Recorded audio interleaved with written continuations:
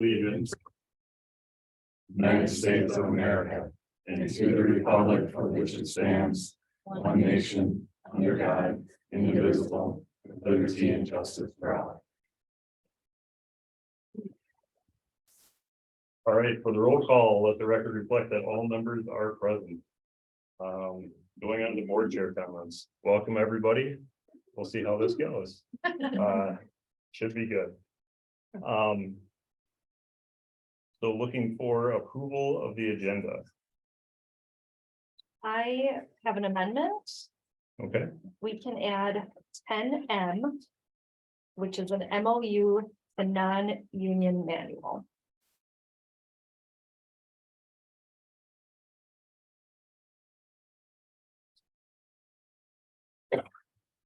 I will motion to approve. all right.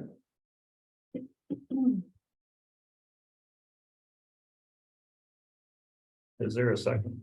One second. I have a motion by Director Bauman, second by Director Roaring. For approval of the amended agenda. Any other discussion? All in favor, say aye. Aye. Opposed?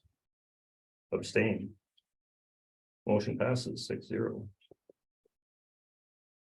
Appreciation, recognition, and presentations. Good evening, Chairperson Hofstad, Dr. Wertkamp, and board members.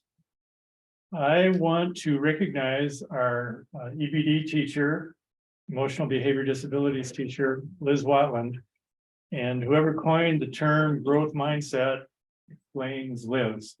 Because whether we have kids transferring in or coming from the community high need students, all she sees is where this child is and where they can finally be. And day in, day out, despite whatever might happen, she stays with us. Sometimes it takes weeks, sometimes months, and sometimes years.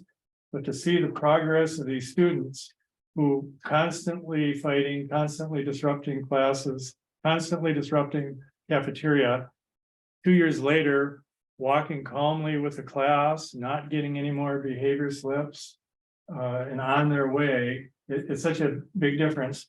And it's because of her attitude, her care for the students. She does not focus on punitive, but how to support and understand.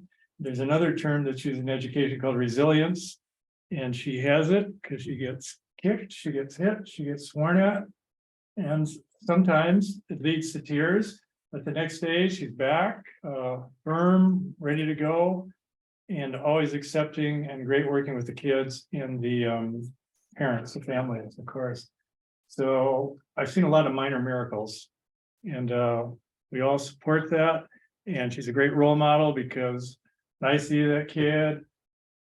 All right, you're getting suspended. She's okay. Let's talk about this. How can we handle this differently? So she's taught me a lot too.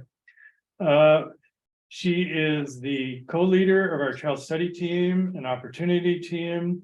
She's the team leader of our PBS team. She is on the school leadership and the district leadership team.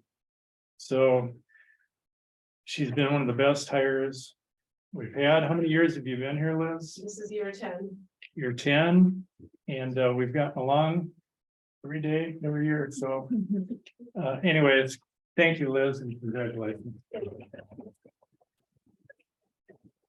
And you have a certificate for you. I think Yeah, we'll take pictures. I'm gonna do the second one first and then we'll do pictures all at the same time. So I have to get on the spec on it. Although the exercise is good for all of us. Yes. But the second person we would like to acknowledge tonight is June Brzezinka. And June has stepped in graciously as our interim transportation director. Their other director has had to be out. And June is patient, kind, and resilient. She has had to deal with lots of different types of situations that when you're running transportation, the rest of us take for granted. Here's what I say, nobody ever pays attention to the buses until you don't have them. So she has kept us going and helped with all of our challenges with the weather And she has maintained patience, and I just am so appreciative of you, June, and so I wanted to recognize you here tonight, so thank you. Take pictures.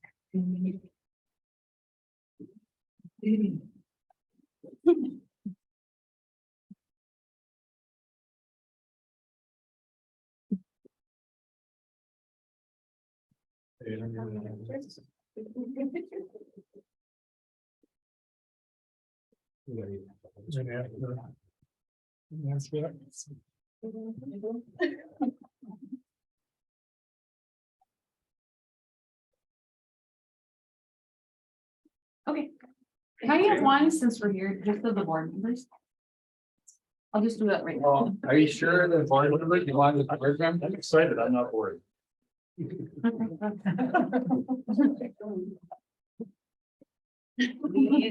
Act like we like each other, doll. I.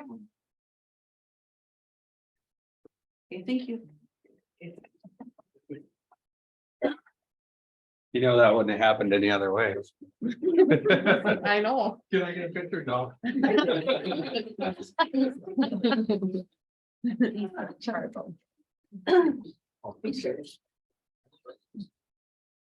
All right, is there any other appreciation, recognition, or presentations? All right, next we'll move on to recognition of citizens for input purposes.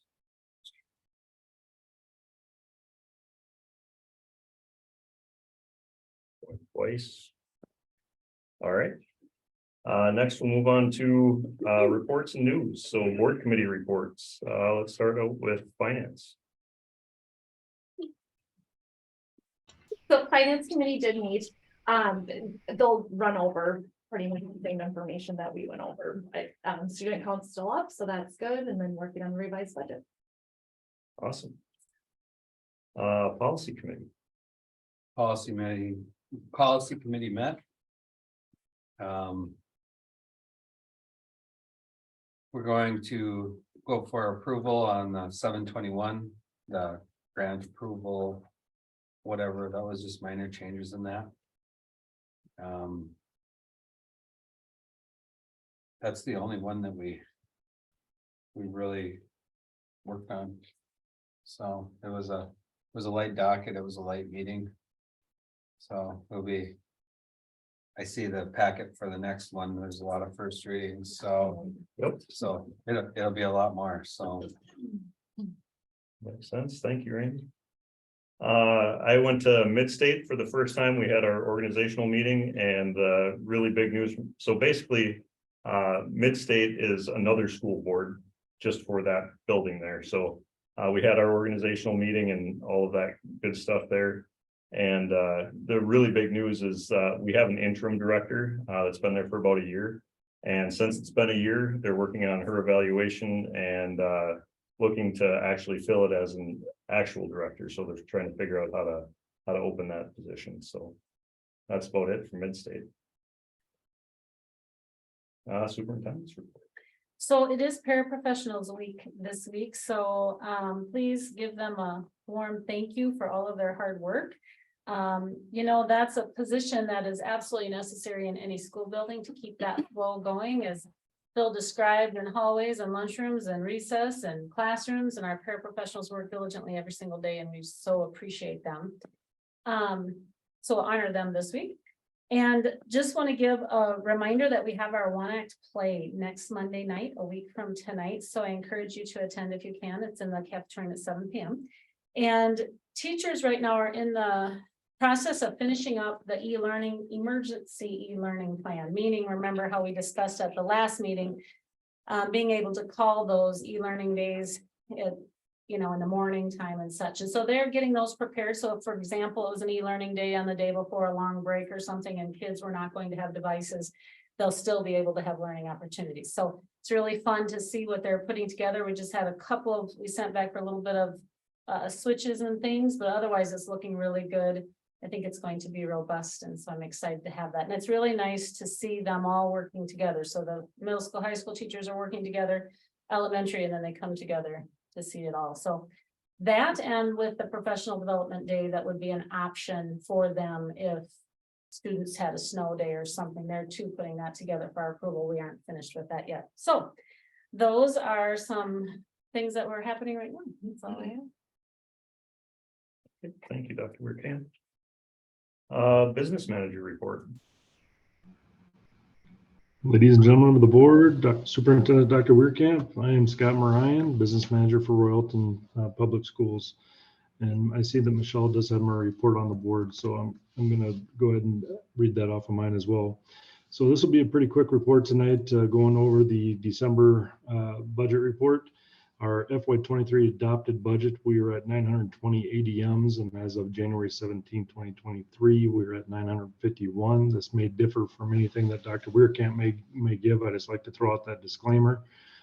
We did revise what they call the ADM through NDE, so that we recognize those additional ADMs that we receive. So the revenues will continue to reflect that in the months moving forward through the rest of FY23. I'm on to the revenues slide, Michelle. Through the current year, through December 31st, we are at 484,000 behind FY22 spending rate, and the majority of that you can see is coming from the federal. That's due to CARES funds and using those funds up for the betterment of the children and the programs that we have at Royalton Public Schools. Next slide, please. And then also 954,000, we're ahead of FY22 pace. That goes to the biennium increase and also the changes we made to a lot of the contracts for negotiations and having that reflect for FY23. January is a pretty quiet month. Not a whole lot going on, but that's all I have for tonight. Any questions for me? I have one, Scott. The amended agenda or the amended ADM budget, did we go all the way up to 951? No, we did not. We wanted to stay conservative with that, so we went up to 938. Typically, with the size of Royalton, I like to stay 6 to 10 below where we're currently at. And given the fluctuation earlier in the year, I just didn't want to capture, say, 946 at that time. I wanted to leave a little bit more wiggle room just to reflect the changes and let those fires pan out from the beginning of the fiscal year, if that makes sense. So I upped that to 938 ADMs. Oh, that's perfect. I appreciate it. Scott, Yeah. Randy Hackett. They probably already know, but we have 2 new board members. Can you explain them how ADMs work? Yeah, so ADMs stand for average daily memberships. And for every student that we have at Royalton, they count typically as a 1.0 from, well, not typically, they do from K through 6. So a 1.0 would be your state funding formula that we receive from the state every 2 years when they go through the biennium. This year we're in a biennium year, and so they'll be working on that and hopefully come to an agreement before too long. So K through 6 again is 1.0 ADMs, and then 7 through 12 you get additional funding for that. You get 1.2 of the state funding formula. So all of those ADMs we use to project the revenue that we're going to get at Royalton Public Schools. A lot goes into that, such as, well, I don't need to go into everything. I certainly can if you guys want to on a one-off, but a lot of that funding that we receive goes into different buckets that we have to use at Royalton Public Schools for the betterment of the children. But that's how the ADMs work. Any questions on that, or did I cover that, Randy?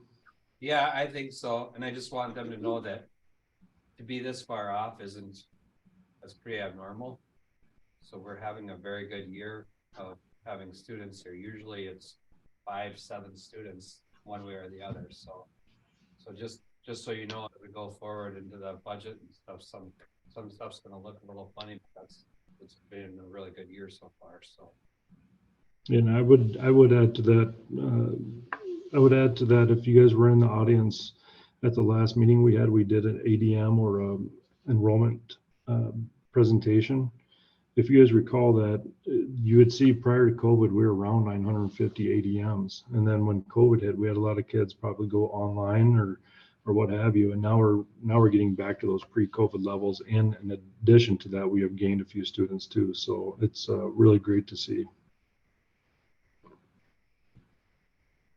Any other questions for Scott? Yeah, I have a quick question for you, Scott. As a new board member, I'm trying to figure out how to best read the revenues and expenditures, graphics that you have here. And I see the year-to-date information, but does this tell us like how much money comes in each month and revenue and how much money goes out each month in expenditures? And I just don't understand how to read it. Sure, yeah. So the way to read these reports, now this presentation you're looking at is just the presentation itself. I also send the board report. It's a 4 or 5 pages that breaks it further into more detail. Yep. So by object series or by source code. And if you had a chance to look at that, that's where it breaks it down. Now, does this tell you how much we get each month? No, but I certainly can provide you with a statement that we received from MDE from our ideas combined payments. And that shows you what we will get or what we're projected to get every single month. And I usually print that off in the beginning of the year and just keep it up on my desk just to kind of have a cash flow in my mind, seeing what's going to happen. But I can certainly share that with you. That gives you a better idea. The way to read these reports, the way that I like for board members to read them, is that you want to look at the year-to-date column, and then you also want to look at where we were this time last year. And I'm not looking at the screen, so Michelle, if you just help me out a little bit, but if you look at that year-to-date column versus the prior year, and look at the percentages, and are the percentages way off? Are they in line? Or where we're at within the year. If we're 6 months through the year, then we want to be around that 50% mark as far as expenses go. Revenues are always a timing thing, so I don't worry about that as much. But the expenses, we would expect to be around 50% as of right now. And I think that's exactly where we're at, or about 50%. But you also have to keep in mind too, that we're taking a very conservative approach, and we can do that, Royalton, because of our ADM growth. Because of the financial manner that we're in Royalton, we can take a very conservative approach to the budget. So if you keep in the back of your mind that this adopted budget that we're looking at on these numbers was off to 920 when we actually have 951, there's a lot of revenue there that's not necessarily being captured, but will be going forward after making that adjustment, 938 ADMs. So if you look at those percentages and they look off, maybe question why. Now our expenses do look off, and I want to tell you the reason for that is because prior to us coming in, there's what we call the prepaids. There's a lot of action around July, June timeframe where a lot of expenses get coded to prepaids for the audit, because the auditors need to know what's going into the previous fiscal year versus now. And so when we came in last year, I continued the same, and then I made those changes at the end of the year. Well, this year, after our audit was done, I went back through and took all those prepaids that sit in just a liability account and moved them to their actual expense account. So those percentages for this year are going to be up, but that's a good thing because we're actually doing some of the audit work relatively a lot sooner than it was ever done in the past. So as we move forward together, you'll see that those percentages will align more closely as the years continue on, if that makes sense. And if you ever have questions, please feel free, any board member for that matter, just feel free to reach out anytime. I do ask you to copy Christine on there because I don't want to communicate directly with you without her knowledge of it. So if she's on that and we're okay, then I can certainly answer any questions you have as far as finances go, as far as what we're projected to have, what's coming in each month. Because it is a very complicated business, but more than willing to answer any questions you have in more detail. Thank you. Yep. Anybody else? All right, thank you, Scott. Yes, no problem. Principal report. Beginning again. Last Monday, we had a professional development day, and our focus was on English language arts standards and proficiency scales. And a proficiency scale is setting the goal for the unit, and it's a learning progression. So here are the skills, knowledge you have to master before you can complete that goal. And the idea is to involve the students in taking responsibility. They're the ones that have to do the work to get there. So making that more of a partnership with the teacher. And we're making really good progress. completing, learning how to use them. And we had a leadership team meeting this morning. And each person was able to give some feedback, and everyone told me how worn out and tired they were from that day. I thought, well, okay, I'm probably doing okay as a principal. That's what came of it. So we really are working hard. You're probably saying, oh, next time, take a little easier. February is I Love to Read month. And Kathy Pop, our media center coordinator, organizes February I Love to Read. I'm just gonna read a couple of things that they do. It's on a calendar during I Love to Read month. One is research an author, another design a bookmark, visit the public library, and challenge yourself to read a different book. So on almost every day, there's something for the students and classrooms to work on. And if you have an interest in reading a book to a student, get a hold of Kathy Pop, and sometime in February, she'll organize for you to read with a group or a class. And this Friday at the school, 8:40 in the morning, is all school bingo. And we're doing that because every quarter the students, so far they've always earned it, but by their good behavior, there's a celebration that's held to recognize that behavior. So that's what it's going to be on Friday, all school bingo, reading buddies in the hallways. I'll be calling the names, and all of you are invited to attend at any time. And then finally, we had the Royalton Police Chief Jason McDonald come to our bell ringing ceremony last Friday. And he really made a good impression, on all of us. And the students have lots of questions. I could feel Christine getting impatient, so I got right in there. Said, okay, thank you for the questions. I waited about 2 minutes longer than I should have, and I thought, okay, I better get moving here. But he is the impression he made. He's very straightforward, honest, experienced, knows the lay of the land. So I think that's going to be a really good partnership. Our police department. Thank you. Any questions? Anybody else? All right, see it. I Love to Read month. Thank you. Chair Hofstad, members of the board, Superintendent Weirkamp. I'd like to, just a few things here this evening. Today is the first day of second semester.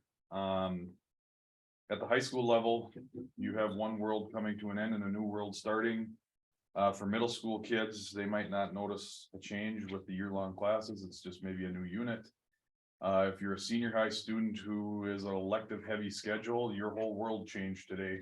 I think Mr. Skier went from 7 classes he was teaching on Friday to 7 new classes that he's teaching today. Switching over shops, switching over equipment, switching over class lists. The whole thing is almost like starting the year over again. On top of that, as they're trying to get their new classes done, they're also the grading window for the first semester isn't closed until Wednesday. So they're putting the final grades in and working with kids who might need an extension, or they were sick one day last week and they have that going on. So we are, the grading window will close on Wednesday, and then we are looking to have report cards mailed out on either January 30th or January 31st of next week. We need to get the report cards out because the honors breakfasts will be held in the end of February. The middle school honors breakfast will be held on February 28th at 8:30 at the Royalton American Legion. The high school honors breakfast and the Minnesota Honor Society induction, which is tagged on to that banquet. We do it in the same morning. That banquet is on Thursday, February 23rd, 8:30 at the Royalton Legion. In the report card, if your child qualified for honor roll, there will be an invitation and notice included with the report card. Like to thank the Royalton American Legion. They have done a great job. Everyone loves their caramel rolls. They take great pride in that. In fact, we've had people that have from other places in the state have called and asked for our caramel roll recipe for our honors breakfast, which is kind of cool. So it's a neat morning. It is one of if you open the Morrison County Record. On the weekend, every weekend, there's 2 pages of sports activities and sports highlights. Besides graduation, the honors breakfast for me is one of the biggest events we host all year. It focuses on what we are doing here every day. And the achievement of our students, and so I take it, it is a very, I love reading the honor roll names. I just think it is so cool to see our students stand up and be recognized for all the hard work that they put in during the school year. And so it's one of my favorite mornings, and I like honor rolls, and so it works out good for everybody. And then I would also like to thank our paras during para week. Today is an example of, we had an interesting afternoon. And our paras, it's moments like that where you notice how involved our paras are working with students and how much they know about the kid, the family, everything that's going on, and how instrumental they are in making that day better for the kids. And we have a very good para group that work very hard. It is at the high school level, the paras are almost on like a nursing round schedule, where every period they're scheduled into like 3 different classes, and they are making the rounds, checking on kids, keeping them going.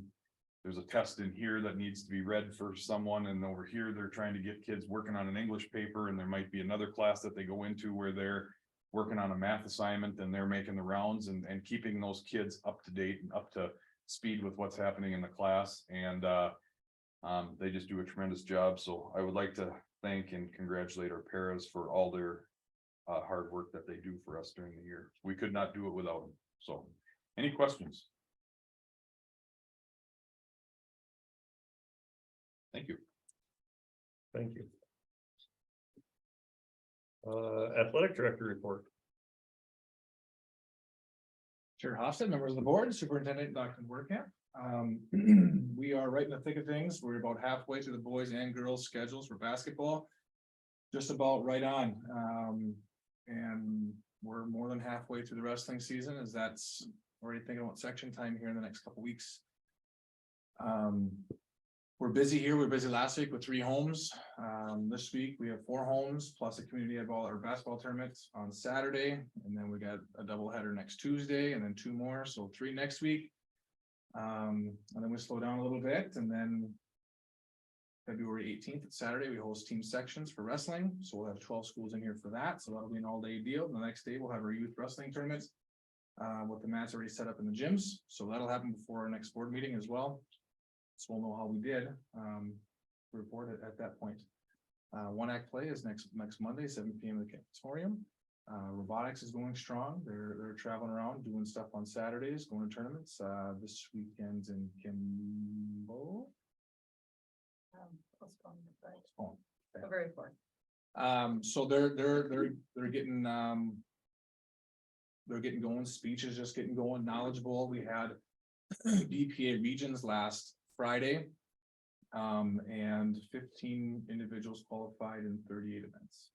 So they had a phenomenal performance. And they're excited to go down to the state meets and perform there. One big thing that really helped them is we had a mock BPA meet here. We brought in local businesses, and talking to Ms. Berg, that really helped kids refine their process, refine their skills. Some completely redid a presentation, some added critical components, and I think that put them over the edge. So as far as that goes, it was a phenomenal day for them. So any questions? My businesses came in.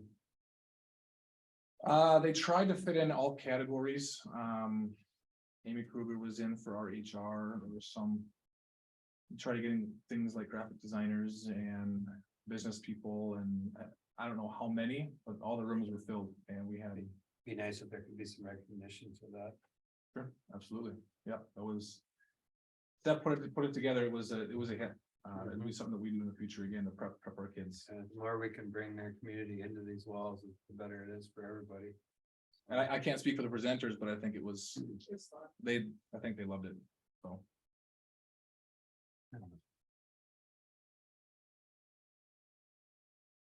Thank you. Thanks, Tom. Consent agenda approval. So the board is consenting to approve items listed below as presented at one time. At any point, a director can pull an item off the consent agenda for further discussion. Currently on the consent agenda, we have approval for truth and taxation meeting minutes, regular board meeting minutes from December 20th, organizational meeting minutes from January 9th, claims accounts financials, approval of resignations, approval of new hires, and the $494 grant award from Minnesota State High School League Foundation. Motion to approve. I'll second it for discussion. We have a question. Can I ask my question? Absolutely. So we can do the grant approval without. Yeah, start too. Without resolution. Thought we could, since it's not a donation, it's just a grant resolution. It's every single year, they just base it on a, it's not even like a real, you apply, but it's not like you get approved. Yeah, that's all I wanted to know.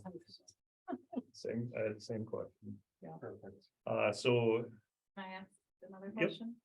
Actually, about the resignation, I saw the person that was on leave now is resigned. Mhm. Did we post for that or we Not yet. hired? That's not out yet. No, okay, I'm not posting for that yet, because I'm looking at a reorg. I was saying, will we be filling that position or?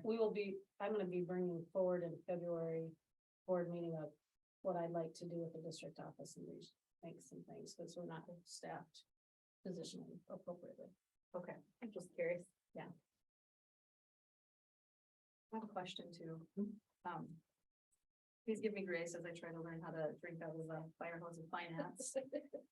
I have some questions on the claims accounts and the financial, and I don't know if that's Scott's question, like if those questions go to Scott, or if those questions Yeah. be addressed here, or if they wait for a finance meeting. I'm just not exactly sure. it depends on the question. Most likely, Mr. Ryan will be able to answer it, but we will. He had to step away, but Okay. Dave Lampat is on unless it's. But go ahead. Do we pull it? from the- yeah, to a discussion item when they're available? Well, Dave is on this, so I don't know, but Okay. I'd say shoot. Okay, so I just had a couple questions as I was looking through, like the check registry listing of all of the things. I seen a few things that I just didn't really understand what our relationship was for these expenses, so I just wanted to get to know this information better.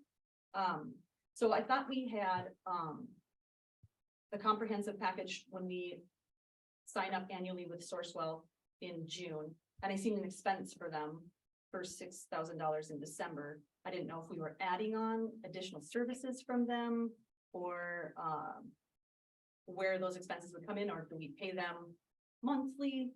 no, they invoice for those.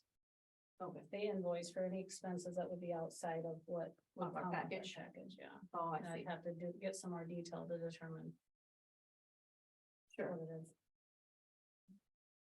Sure, and then I just wanted to understand a little bit more about our relationship with Midstate, because I seen the total for December was. Like, we're paying them $47,000. They handle all of our E ECFE Okay. programming. They handle special education reimbursement type of how it works when they provide services. We have to reimburse them. So we pay for our partnership with them. Well, they provide services for our students, all our Right. special education services for students, and that's how then they get paid for that. Is that so is that the ballpark number for monthly contributions that go to Midstate, or is that? I don't know that that's actually monthly. I'd have to double check. Okay. And look back to see how. Okay, I was just wondering what the breakdown was for that. Okay, But they also handle, like I said, our early childhood special education, so we get invoiced for those services. Yeah. Early childhood special education. okay. Is there a chance to get in their soapbox? About cross subsidies? We have I mean- $500,000 cross subsidy for special education Just services. to let, So, let them know what. yeah, just so you know that the amount of dollars we receive from federal and state coffers for offsetting special education services. $500,000 are additional general revenue that comes to cover those. They don't pay us enough. It's money that they promised to us. It just never comes in, so. We're in single digits from the federal government and they promised up to 40%. And the state hasn't done right there either. So when you hear the. You'll be watching the nightly news now and they'll cover something that would have just went right over your head before, but when they start talking about cross subsidies, that's what it is. It's money they promised. They gave mandates for, and then they just don't fund for it. That's how it works. They mandate that you do it, and we're gonna pay you to do it, and then they don't, so, yeah. So I have those written down, so we'll definitely get the answers to those. Thanks. When we can. Any other discussion? All right, so I have a motion by Director Bauman and a second by Director Hackett. For approval of the consent agenda. All in favor, say aye. Aye. All opposed? Any abstains? Motion passes 6-0. Next one is 10 is discussion, information, and action items. MOU for golf. I'm back. This is not just for golf, it's for some others that we're looking to add into the teacher contract at this time. That aligns with our other spring coaches and what we paid at up to this point, especially with trap shooting and musical. Those are reoccurring items that have not yet been added, as well as golf. So when that was approved, there was a push to get that added in. And that's why it's here at this board meeting to look for your approval.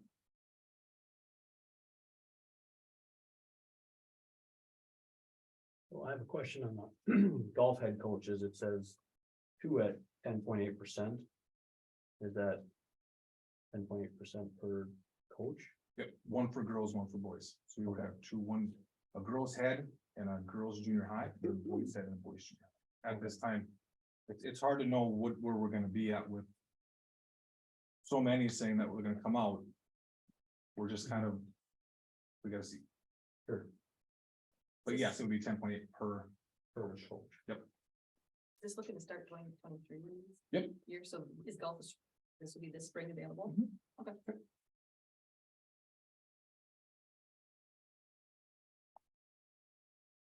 You feel like these numbers are in line? Yep, Yep. yep, they're in line with comparable schools. It falls in line with the other, again, other spring coaches as well, the heads in junior highs.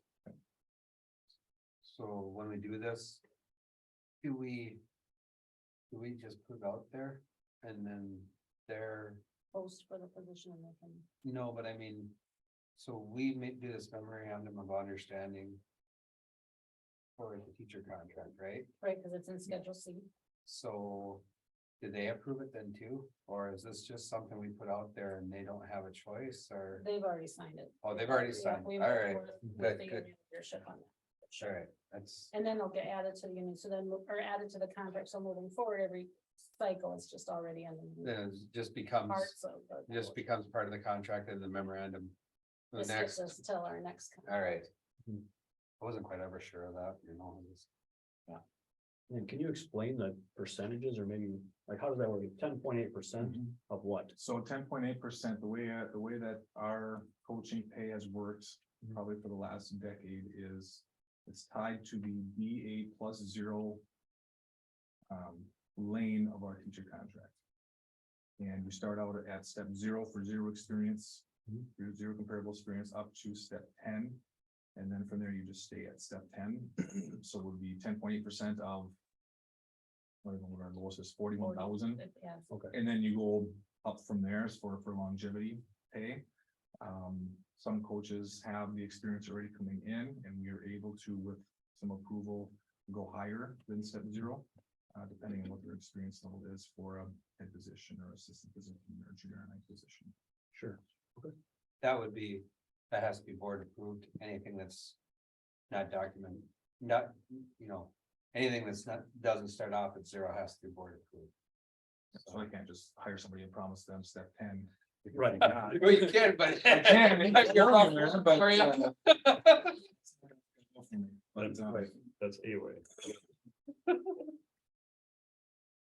Some districts do it where they put dollar amounts tied to this head coach. You might get $5,000, for Yep. example, for football and whatever.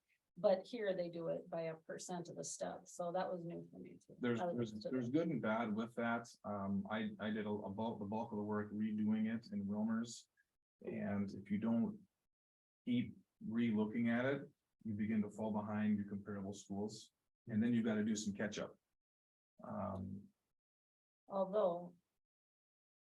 Another way to look at it. Is if you have a dollar amount set to it, and you're in negotiations time, sometimes that just remains a set, whereas when you give, if the raise comes, they're automatically getting a raise for these positions. So it depends how you look at it. So then, not every head coach is a teacher though, so how does that figure in, you know, like our trap shooting coach is not, It's not tied to where you are on the scale. It's Okay. about your experience. okay, So you could be a 20-year veteran teacher and step in at the golf position. You've never coached golf before. You started at 0. got There is a little bit of confusion sometimes with teachers and they'll say, well, I've been here for 5 years. Why am I at step 0? It's because you just started coaching. Never You have coached. to start at 0 and build from there. It's not tied to where they are on the scale. It's Okay. for themselves. Yep, that makes sense.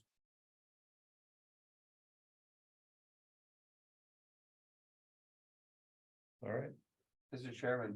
Do we have a motion on this? not yet. I move to approve. And second. I have a motion from Director Hackett and a second from Director Roaring to approve the golf MOU. Is there any other discussion? Actually, I had one last question. With trap, how many coaches do they currently have? This is an increase in a number of coaches, right? Mhm. No, Nope. They're I have being 3 added. assistants and a volunteer. okay. Yep. We're running about 60 kids. Yeah. It's a big, Mhm. program, big program. Well, really well. Any other discussion? All right, all in favor, say aye. Aye. Opposed? Abstain? Same. One abstain. Motion passes 6-0. All right. Thank you very much. Thank you. Approval of donations by resolution.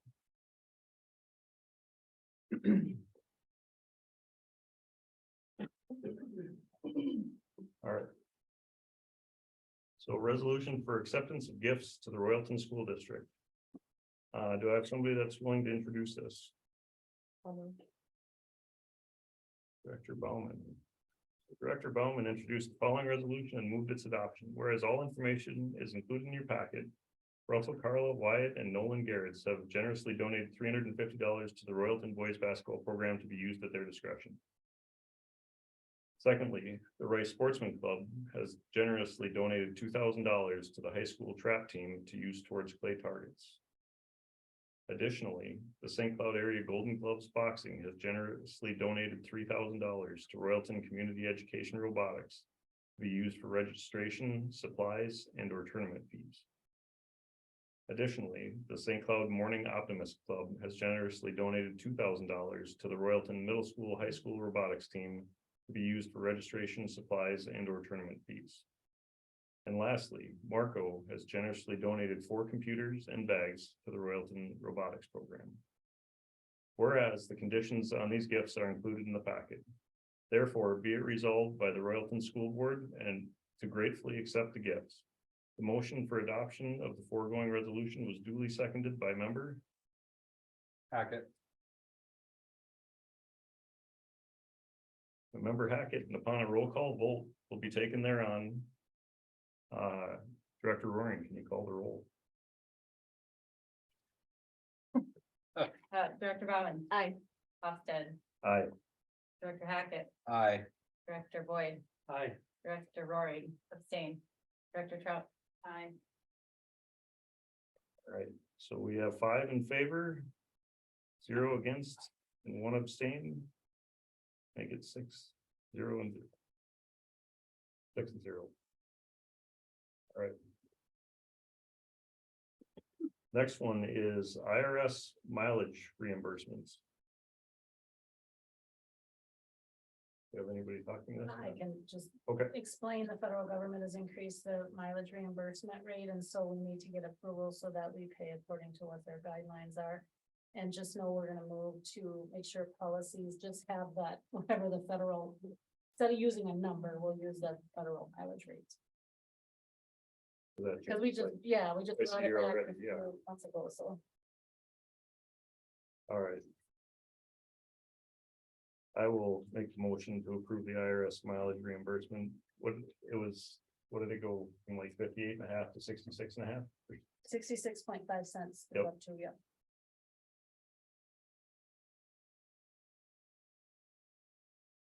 Second. Thank you. All right. So a motion to approve IRS mileage reimbursement, motion made by Director Hofstad and second by Director Bauman. Do we have any discussion? All right, all in favor, say aye. Aye. Aye. All opposed? And all abstain. Motion passes 6-0. Changing from MetLife carrier.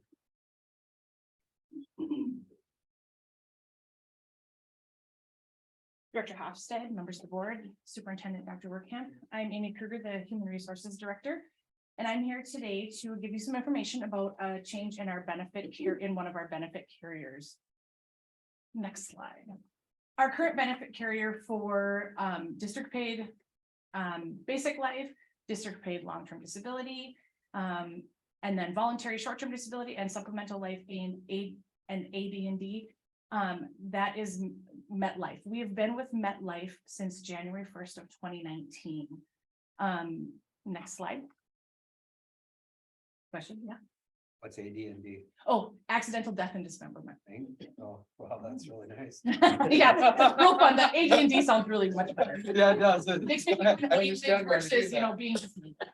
A couple of different reasons that we are desiring to change carriers. Number one, we've had multiple customer service concerns dating back to 2019, prior to me being here. Our plans have changed without our knowledge. There's billing concerns that have happened that I'm still working on trying to get fixed. Communication has been very lacking. An example, I left every single person who I had a contact for MetLife. In my email, I had 5 different people. I called every single one of them on a specific day and got one phone call back a week later. It just is, it's exhausting. Our broker has also made phone calls to try and get things situated, and it is not working well. I'm not sure what's going on their end, but it's been a struggle. And then most of all, and most importantly, which bothers me the most about some of these customer service concerns, are the handling of our employees. There's been at least 2 that I know of. Actually, there's been 3 situations where employees have not been handled well. Especially in the short-term disability area. It's a voluntary program for them. They're paying for it. We really are funneling it through payroll, taking out the deductions, but what has happened with them in how their situations have been handled is appalling, to be honest with you. And we're still working on trying to assist with some of those situations, even though it's not really, you know, anything that we handle, but it's our employees. So those are really the biggest reasons. And then also, again, we like to go out to bid just to see if our current carriers are still competitive and see if we can find better rates. So those are kind of the reasons for really desiring to change carriers. Next slide. So we went out and had some bids done. We had 4 carriers bid on our services. MetLife, the incumbent, and then we had Hartford, Sun Life, and Unum. Our goal was, again, with going out with these bids, was to make our services similar or better than what we currently have. The goal is to keep the costs in line or less expensive than our current services, get better customer service, which we aren't going to be able to know until we move. But then we narrowed it down to 2 carriers based on kind of the similar services and the prices. Those 2, next slide, those 2 carriers are MetLife, who we currently had, and then Hartford. So if you look at this or this slide, the table shows you the different services that we have. The maroon numbers are the monthly premiums that we would pay. And the gold underneath them is then kind of having that be annualized. The gold, the numbers are how many employees currently take these services or have these services. So we have under basic life, they have to work a certain number of hours. Long-term disability, they have to work a certain number of hours in order to qualify. So not every single employee qualifies. If you're very part-time, you don't qualify for those services. So not all of our employees are eligible for those services. And then the bottom ones, those again are employee paid, they are voluntary, they do not have to take them. But supplemental life just adds on. We provide a $50,000 plan, basic life plan for our employees who qualify. If they want to take anything additional, or they want to take anything for their dependents, they can choose to do that. And then short-term disability again is voluntary, covers typically about 6 weeks of time, minus 2 weeks of a waiting period. So you have about 4 weeks of coverage. So when you look at the bottom lines on both of these, even though there's a little bit of an increase in the price pennies for supplemental life, and then the AD&D for, and we have 16 employees and 6 dependents that currently have that. It goes up about $3, approximately $3. So it's pennies kind of for the month. That is the only one that has an increase in the overall. But then when you look at the annual costs, we really are saving money. And really, Hartford is a very reputable company, and our broker has worked with them with different schools that she's worked with and has had really good experiences. So we're hopeful that we're gonna be moving on up and with better things for our employees.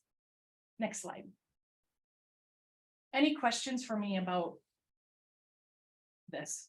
Seems pretty cut and dried, like we're really looking for something much better, but if you have questions, feel free to ask. I have questions. Do you have to, is it a period of time that you sign up for, or could you move again? Every open enrollment, you can choose to add services or take away services. If you don't add the supplemental life right away, you might have to fill out and qualify through a medical, there's some medical forms you need to fill out.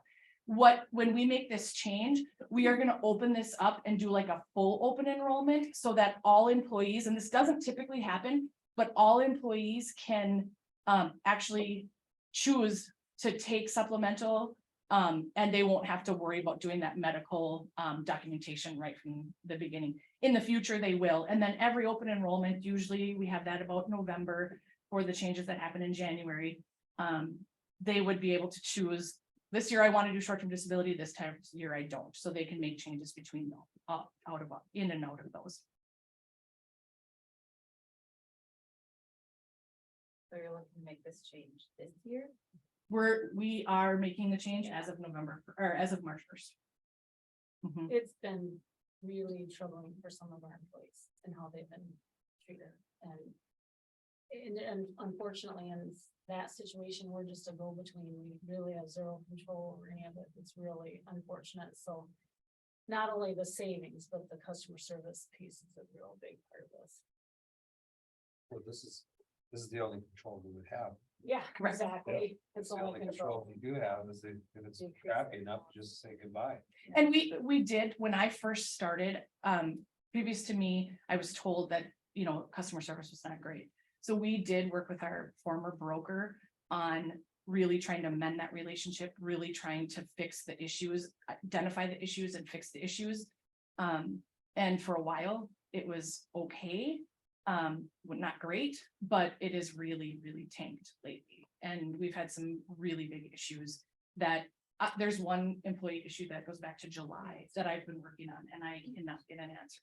And it's very frustrating and not fair to our employees who are already going through, something medical and then having to do stuff out of it. So what we would do is we're looking at doing, having our broker come in. We're going to do an open enrollment in February for everyone, do some information for all of them, a couple different meetings, giving them information on the different plans and options.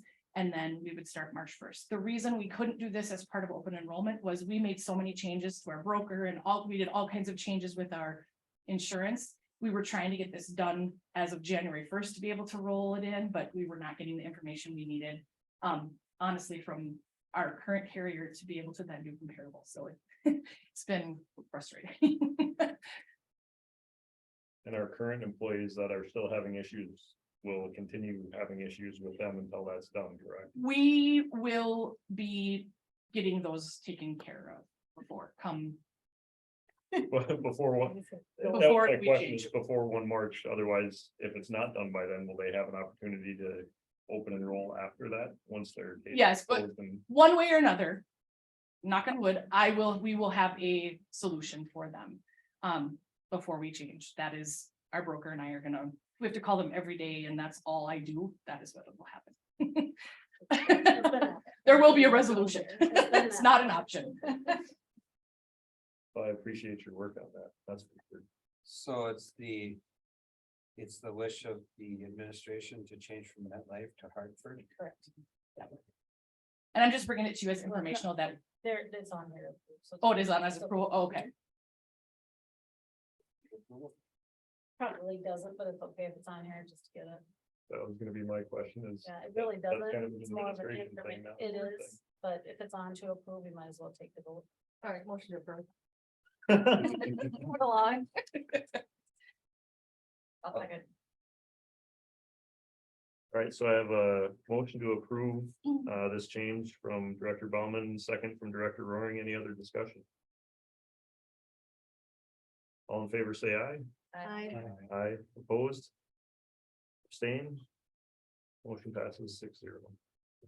Thank you. Amy. I want to abstain. Because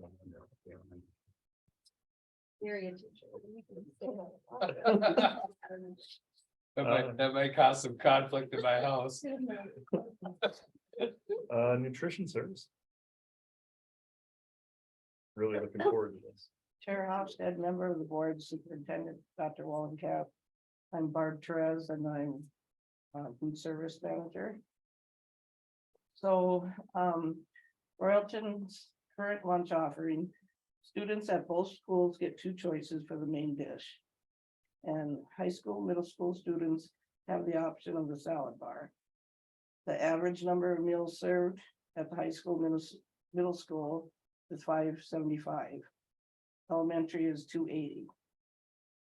Students with negative meal balances are served a regular meal, just like all students. Other area districts, Christine had me call around and these are my findings. So Foley has 1 meal choice after school healthy snack program from 250 to 310. Pierce has 1 choice. That's the regular line. Second line offers a different daily salad option. Upsala, 1 meal choice. Little Falls, regular line is 1 choice. Monday, Wednesday, and Fridays, pizza line. Tuesday and Thursday is soup and salad. Swanville, 1 line, 1 choice, and a veggie bar. Long Prairie Gray Eagle, 1 line, 1 choice. Holding Ford, 1 choice. Sauk Rapids has a regular line, 1 choice, but can also purchase pre-made, prepackaged items. They have a hamburger line, a pizza line, and a salad bar is included with all meals. Then we did a students survey. They very much appreciate the nutritional service staff. Orange chicken is very popular along with the salad bar. Gym time's popular. Want all sides to be optional. Want larger sizes. Pizza as a daily choice and add more variety. Options for change to current setup. Offer pizza as a daily option. Requires it would require staffing, may slow down the lines. Students would only get 2 of the 3 options. Cold sandwich as a daily option. requires staffing, slow down the lines. Students would only get 2 of the 3 options. Or a combination of the above options. Requirements for new options. Communicate changes with family. Food orders will be need to change and review financial implications as options is tested. The recommendation test option of a 3rd choice from March through the end of the year. Pizza would be Monday, Wednesday, Friday, cold sandwich Tuesday and Thursday. Report back to the board in June regarding popularity of the 3rd option. Students, parents, impact to the overall lunch flow and financial consideration.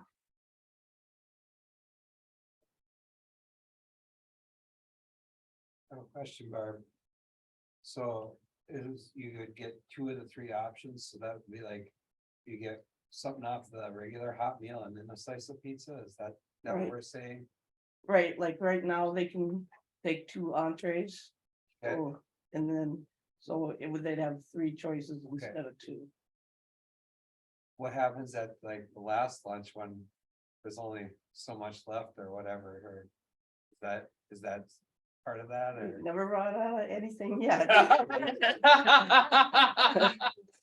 I mean, it will be different for us to Oh, yeah. figure out, so the first month might be. Yep. A little rocky, but I mean, of course, we can always pan up and throw in more pizza. But I really think the kids like our meals and I would never choose pizza over what we make.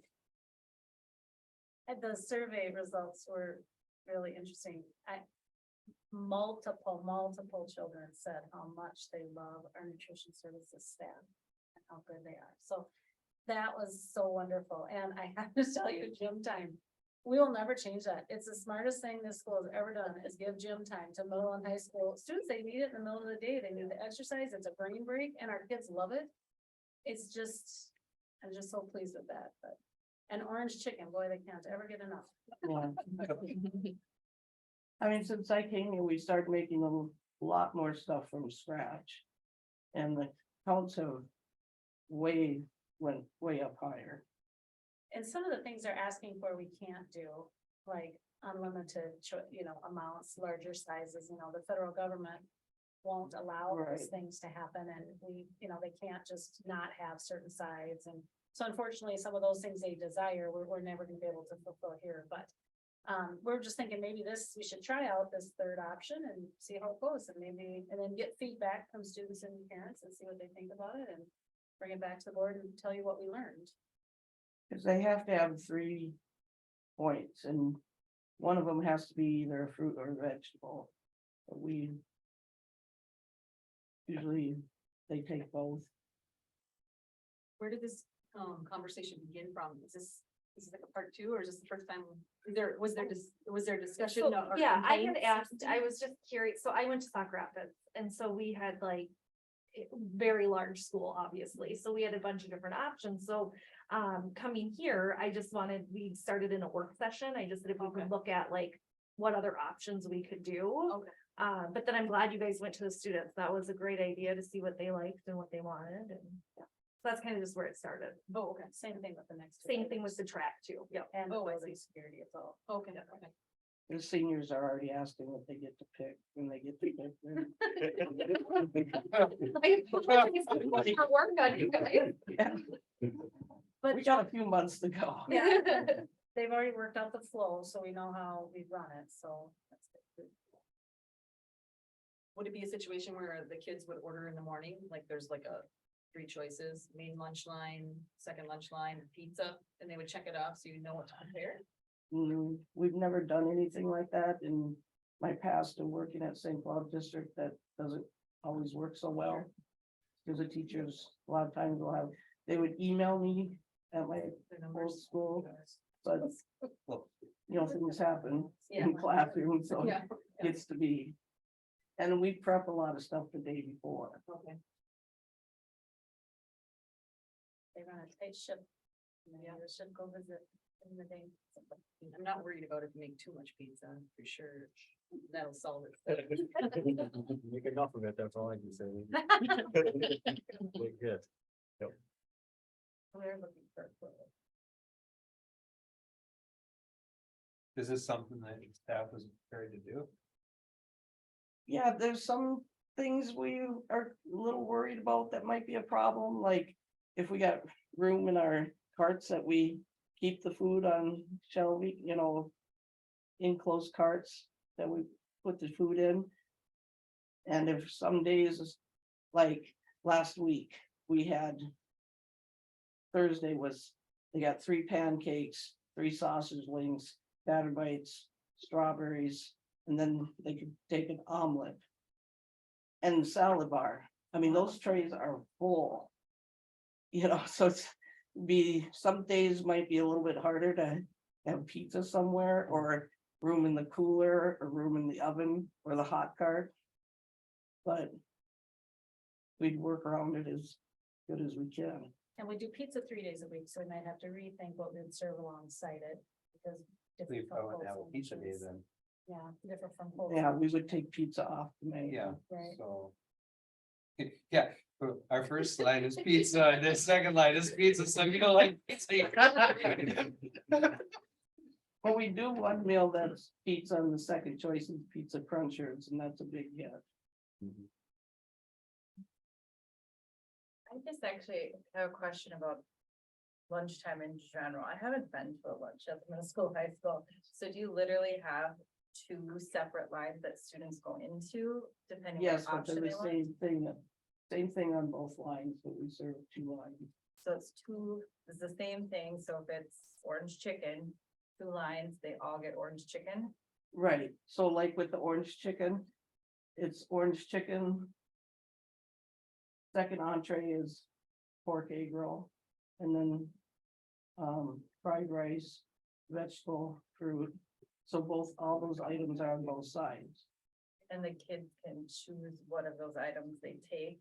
Is this an elementary, like, here's what you get, or no? The Is that preschool old school? kindergartners, they sign up. But otherwise 6 through 12, as they're coming through the line, they tell us what they want. So they can decline certain things, and so then you would add pizza somewhere as a different line, or they're It gonna, would have to be on this, we don't have room for a third line. so you just have that food item there. Could kids pick pizza and orange chicken, let's say, like, could they get both? Yes. They could get 2 entrees for the 1 meal. Would It that, would be a is that like? regular charge, and then it's a Second, second entree. oh, they would get charged. That's how it is for it. all Okay, the time, got if it. they take both. If they do the 2, okay. I should probably go to lunch one time. See it in action. You should. It's really well Good. organized. Yeah, so then where's the salad bar figure into this? It's in the middle. And they just, We got 2 salad bar, so when they come through the doors, they're getting the hot food. Like the orange chicken, the rice, the vegetable, the fruit. And then the salad bar there. And then on the other side, it's the same way. So there's 2 salad bar setups. But you're foreseeing there's gonna be probably some equipment needs. Hopefully not. I mean, I'll have to. Finagle some things on the menu and. Try and what days pizza would work best with when we ain't got. Like, so Friday was homemade chicken noodle soup. Or with a big piece of cheesy bread. Or a hot ham and cheese sandwich, homemade pasta salad, fruit salad. So that was there was no room on these trays. Yeah. Right. So no kid, I don't think, can go home saying they're hungry. And if we tried it and it was just too complicated for you guys, or it didn't work, or the kids weren't responding to it, it's always something we could discontinue too. So it's not like once we do it, we're stuck doing it all the time. Well, I like the idea of if we approve it, we go from now to the end of the year and then sit down and But if it was a real bomb before that, we could always end it before then too. Yeah, because that's what I'm thinking, that, like, Mandarin Orange Chicken Day and with the egg, or we're not gonna do much pizza, or the Pancake Day, or homemade meatball subs, and those days, they're just, I don't see them picking pizza over that stuff. I mean, all kids say they want pizza, but when it comes to reality, I think they'll be You mean a survey and actual lunch line are two different things. right. So you would trust the professional, huh? Make the motion to approve, trying and adding that and. What is it? Cold sandwiches alternating, give it a trial. Second. All right. Do I have a motion to approve the recommendation from Nutrition Services Options? Motion by Director Roaring, second by Director Bauman. Is there any other discussion? I have discussion yet. Have you- Okay, so regardless what we find out on this.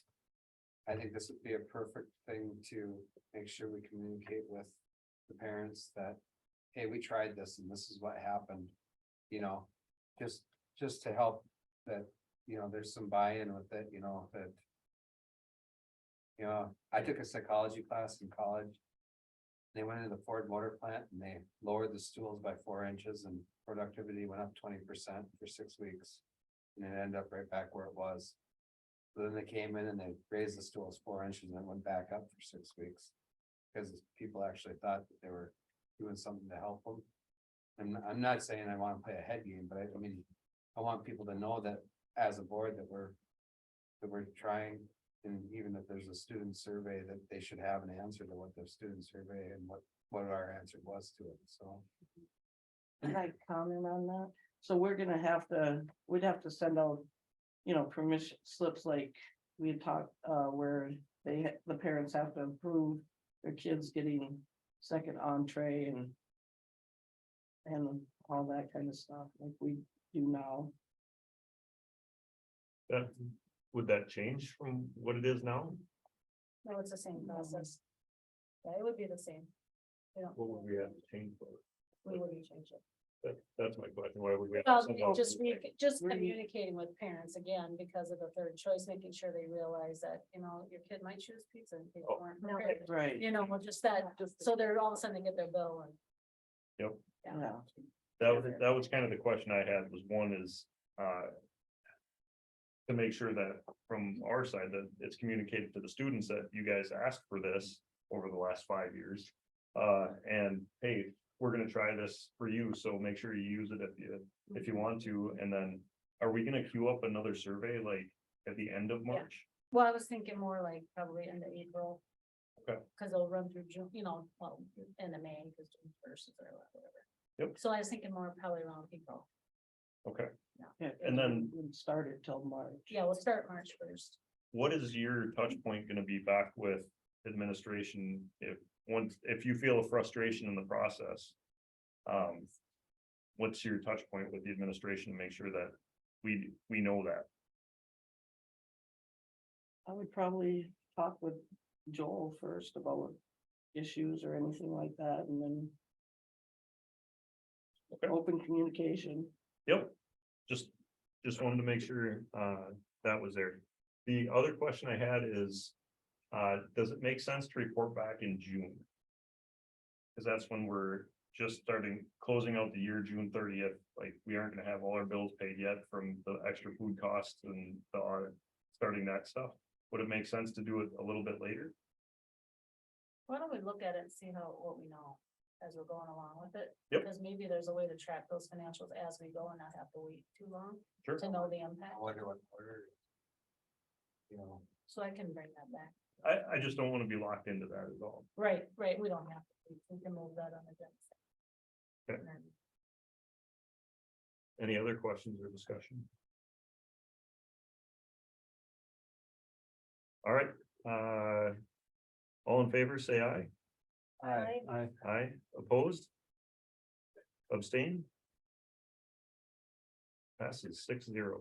And thank you. Thank All right, you. thank you very much. Thanks for all your work. Thank you. All right, building safety.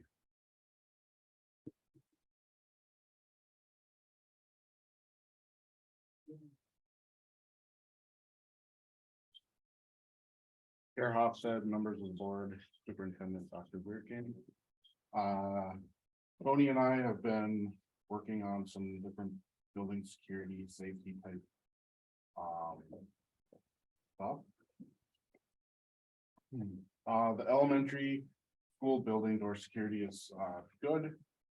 There is a need for, additional cameras, both inside and outside. The high school, middle school, needs door access and door alarm upgrades, needs some additional cameras.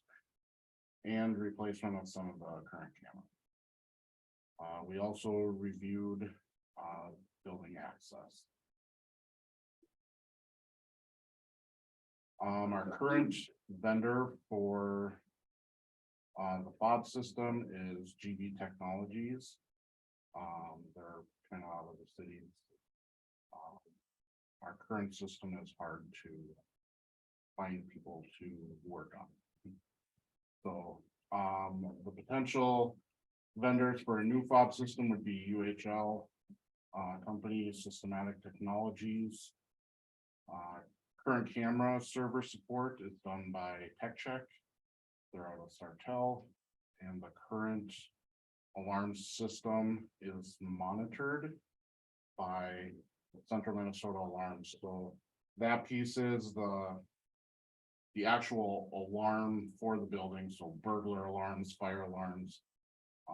That's all done by Central Minnesota Alarms. The security upgrade option one. We're looking into potentially replacing the door server upgrade. The server, as we talking, as David mentioned, that's very difficult to work on. Also difficult to operate. These guys will tell you that it's not fun to schedule doors for athletic events, board meetings, this and that. There is a very bad option in there that if you schedule something on a Saturday morning, 10 a.m. to 2 o'clock or something like that, and if that's forgotten, it stays there forever. We've had that happen where all of a sudden the building's open. Oh, forgot to take that off of there. So it's definitely a safety concern. Antiquated. How old is it? Sure, before I got here. Yeah. So the systems we're looking at, we haven't done software demos yet to see what they have to offer, but we're looking at three to four different packages. The UHL from the previous slide is the same company that does our HVAC controls. They also have the door program. So interesting to see what these guys have and try to make it user friendly and safe as possible. To rekey the outside doors was talked about too. This came from a very good door person that I work with. He's done this at other buildings where if you've got some security issues in an old key system, which we do have, through the years, you've got different administration, different board, different coaches, different people leaving and coming and going, and some of these keys never came back, and contractors and on how these keys get out, but we definitely know there's probably some master keys in the neighborhood and they're out there, you know. A way to eliminate some of these key accesses to change just the perimeter doors. So anybody entering with the key will cease. And we fob entry only, and then we would keep the rekey would be very well tightly controlled. Probably 6 to 8 people at the most would have this key for the doors. So it's something to consider. We haven't had a lot of crazy security breaches or anything like that, but it's something to consider if we ever wanted to reasonably, because to change the complete school system in both schools, I mean, hundreds and hundreds of doors. Very, very expensive. The fob upgrade, potential upgrade in the high school building, middle school, high school building, went for a tour through the buildings with the administration, and we came up with about 22 doors that would be nice if they were fobbed. A lot of them pertaining to gymnasium access, locker room, corridor access and whatnot, would tighten up the building very much by doing that. The additional or cameras are yours. We'd be looking at potentially adding 103 cameras. Keep in mind, this is just us looking at it, so camera technology has changed, so some of the newer cameras are, you're gonna have a better viewing angle than what we currently have on some of our cameras, so I don't foresee us actually needing 103 cameras. I think that would be probably cut down by 25 or so. But there is that need out there for some additional cameras. The door alarms at the middle school, high school. What we mean about door alarms is they're more called a prop alarm, basically. Some of our older stuff from the 96 edition still has them, where if a door, say this door would get propped open with a trash can, 30 seconds, a minute later, it would start squealing at you. It's annoying noise basically that happens, and it makes someone close that door. So you don't have a security breach. It's a physical thing, you know, that just reminds people, hey, door's propped or whatever. It must not have been included in our package when we did the new addition over here and whatnot. So none of the new building have these prop alarms on them. So it'd be something to think about to upgrade. Again, you see the money pricing and whatnot is very much rangy, you know. We've had some quotes on things, so we're got kind of the lowest to the highest and ranging in between. The no fitness center use during the school day has been talked about, community impact. See where that would go, that would tighten up security. I'll jump in. So about 15 people on average use the fitness center during the school day, so like over an hour. If we were worried about having people in, now mind you, when they're here over that noon hour in that fitness center, they have access to kids that are at lunch. They have access to different parts of the building. At one point in time, we had hallway walkers. We do not currently have hallway walkers at the elementary school, but at the high school we will. One thing to consider is we haven't had any this year, but I believe in the past they've had some. Not sure if it's during the school day or just after school. We could limit that, although one thing to consider is at the high school, if you have people walking in the evening, we have so many events going anyway that I don't know how much of an issue that really is, just because of how our building is so open, but that was just, this is kind of like, this option one is like Taj Mahal. This, if we spend a whole bunch of money and really kind of locked things down, then we're gonna go to an option 2 and an option 3 where you can just do less of it and cost less. So we'll go to the next one. So it's similar. Yeah, it's very similar. Sorry, so a quick question on option 1 with the cameras. Is that adding 103 or are you replacing existing cameras because they're old and outdated? That would just be adding.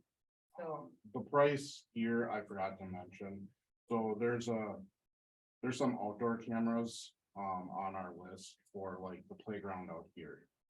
The playground over at the elementary, where we don't, over here, we have nothing right now. At the elementary, we have a little bit of camera coverage, but it's not great. So that we would actually have to put some light poles in. Cause currently there aren't any. To get coverage, and power for cameras to be powered out there. This price also includes, getting a new server, cause our current server would not handle an additional 103. So. I have another question about the cameras. How long is that data stored? Right now, we get about 36 days. And then it just drops off a day and Yep, so the oldest stuff that's on there. It's wiped out for the new stuff. What cameras do we have currently? 113. So we're looking at double, okay. I have no idea. That's between both schools, we're just here. Both schools. I have a question on, so the door alarms, you know, you said if they're propped open, do we control the like number of seconds that it goes off? Yes, What do we have it set at right now? I think it varies. I think it was 10 before. Yeah, there was some other doors that. I remember on the north end, they were different time because then if a kid was waiting for another kid to come in or something, it would, 10 seconds wasn't put out quite long enough, so we did have some of them different, but 10 to 30 seconds. I think this shorter amount, the better. Right, I mean, the other thing with that is. If we're gonna do something here, we need to do some educating of the students of why the door alarms go off and that it is part of the security system. and staff. And that you don't, yeah, and staff probably too, that, the idea is that, you don't leave the door open, even though there's somebody coming and you got stuff to do, you know. That's something that you would have, when it comes to kids though, you just repeat it constantly, because it just is. What? Especially high school. Huh? What? Yeah, well, I didn't know that, yeah, what you're talking about. And then we can talk about this more too, but your last 2 points, I would say. I completely agree, nothing during the school day. For either of those. I think if you look at it and something does happen, they're gonna say, well, why did you allow these people in there? And I might make some people angry, but I think we have to err on the side of caution. I think we're at a different time than where we were when. Yeah. When we had, Absolutely. what we sold then, or what was sold to the community then, and what's happened in the country, I think it's a different time.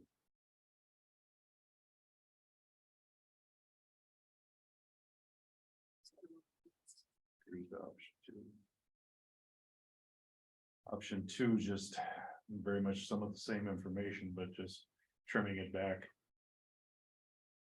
Obviously, financially is where it really gets affected, but it would be fewer fob doors, the door access, the server upgrade, the rekeying of the doors, we thought would be very important, utmost important on all 3 options.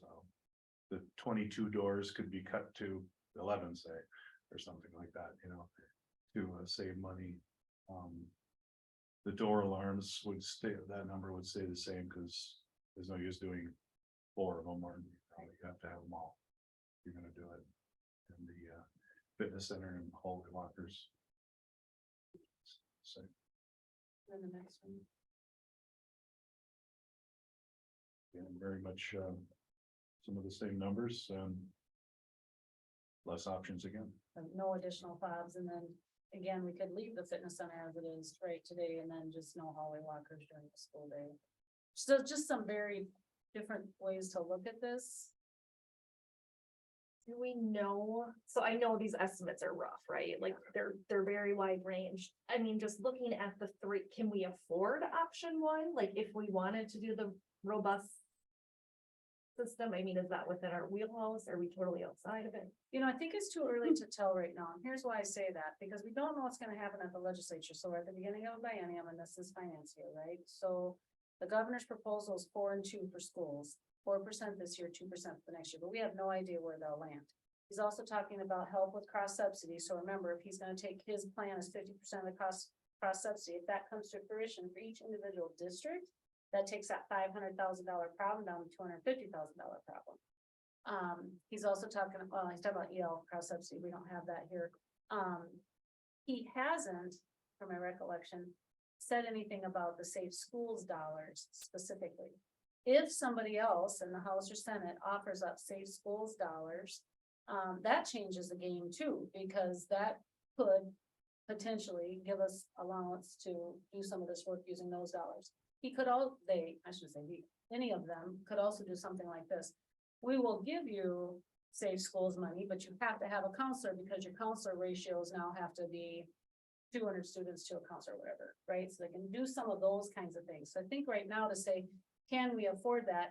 I'm not sure. And then we also want to make sure that that enrollment ends where we want it to end at that up, because that too means there's additional revenues that we haven't budgeted for. So that means those expenses are already getting expended, but there'll be additional revenue. So maybe is like the answer right now, I Well, think. I mean, the bottom two don't cost anything. That's Yes. just something we can Yes. decide. Yes. The rekey and the door alarms are on each one are those things, hey, let's start with those since we know we would want them on any of the plans? Or do we wait and see what we get for the school money? I mean, I don't know. Yes. So is our fob system that we have now? That if you had a fob for the fitness room that you came in here during the school day, it wouldn't work then, or? Yeah, you do, you've got control over who's got, Okay, you know, whose fob does what. And for a time frame or. okay, I was Or wondering if that was a Mhm. possibility. There's some good options in the one we have, but we're looking for better. Yeah. But just software alone, year to year probably changes huge amounts. Oh, and ours is 12 years old. That's Yeah. a long time. And that No. door locking system does concern me. That when you set, because we have lots of especially this building, we have lots and lots of activities all the time. So if we have a community ed tournament this Saturday. And then we don't next Saturday, but somebody doesn't happen to think to go back in and change that. That's really leaving us vulnerable, and people are gonna forget. It's just how it works when it comes to setting up these door access. It almost makes. It concerns me. It makes much better sense that if you have it set for Saturday, whatever the date is from this time to this time, it's only for that date and it's done. You know, you have to go open it again the next Saturday versus, It does seem peculiar that technology wouldn't be in that system. yeah, You know, it does. more of a, you know, even 10 or 12-year-old system, because the controls I have over the HVAC are Star Wars compared to that. I can, well, just on my phone, I forgot to set the air handler to run for this meeting, so I set it from 6 to 9. And that's a one-time thing. It drops off. It's gone after that, and it goes back to the regular schedule. Yeah, with the current server, you just can't. There's no calendar in there. Right, Well, not, so you, It just doesn't know. yeah, It that's, just doesn't know. Yeah. This is one system for both schools. so there is some ways to look at this. We could tackle some a little bit at a time, and as we learn more. About where we end up financially, just add to it, and also even set out, you know, we have schedules, like what's most important, what do we need to do right away to make us feel Mhm. the most secure? The advice I got was to do your electronics first, get that up to snuff. Get your fob system switched over. We talked about the badges, maybe Yeah. this and that, get that all up to snuff and then. Do the rekey of the outside doors, because then you can start pinpointing who's coming in the building. We wanted to have our badges tied to the spot, so you don't have a separate fob, you just have your badge. So here's the nice thing about that, if we ever are gonna have to worry about whether somebody has a badge or not, if it's tied to them getting in the building, they're gonna always bring it, so. I'd be calling and saying, you know what, I forgot it again today. And then you eventually could lead to discipline. Right, Amy? Yeah, a lot of things to think about, a lot of future money to be spent if we want to chase option 1, 2, or 3, or just start picking at them as they go, you know. As funds come up and importance, I think the door server upgrade is huge for us to look at that as soon as possible. Is that what you meant by electronics was the door server? So not necessarily the camera component, just server first? Then the fob, is that kind of your priority level? Yeah, your server controls your existing fobs anyway, you know. That would be, the door server upgrade has no additional fobs included in it, that's just the software package. just. To control the existing system that we have, or take it over, I should say. And would we be able to use our current fobs with that, or would we pull all of that stuff out and put the UHL fobs in there when that was upgraded? That's to be determined. Yeah, that'll kind of depend on the company. Our fobs that we have right now are fairly universal. So they should work with any system, but if we're looking at actually going with a badge. That would be different. I don't know, not because we'd be looking at probably buying a badging system where we can create our own versus right now, what Dr. Weirkamp showed you. That is printed from the yearbook company. Yeah, The picture company. so if you start in July, you don't have a badge. I've never heard of that, so we have to switch that away from that and make our own badges, so whenever somebody gets, like mine, I didn't get my picture taken this year because I was in a meeting or something and I missed it. So my picture's like year old, so. Yeah, it doesn't make sense, and what you can do too is you can set up these badges so that they automatically turn off after 5 years. So just in case somebody gets missed or something happens, you have a safeguard in place, you know, that happened to me too. My last district, I went to work, my badge at work, I thought, I know I resigned, but I have like a month left, what's going on? They're kicking me out, then they went, no, it's every 5 years, oh, okay. So there are ways to put some other safeguards if we have an updated. And I did check with our picture company to actually see if we could do badges. Through them that would have our pictures on them. But all the badges that they sent me didn't work with our systems.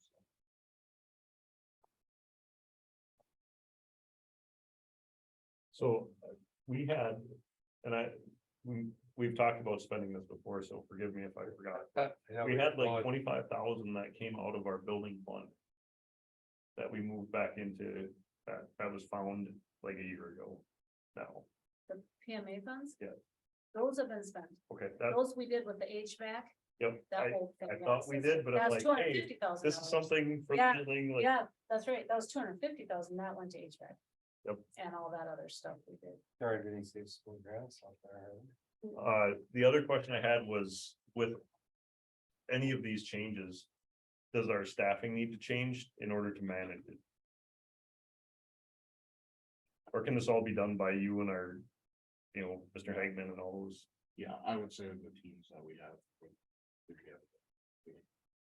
So we could. Okay, I'll piggyback on that one.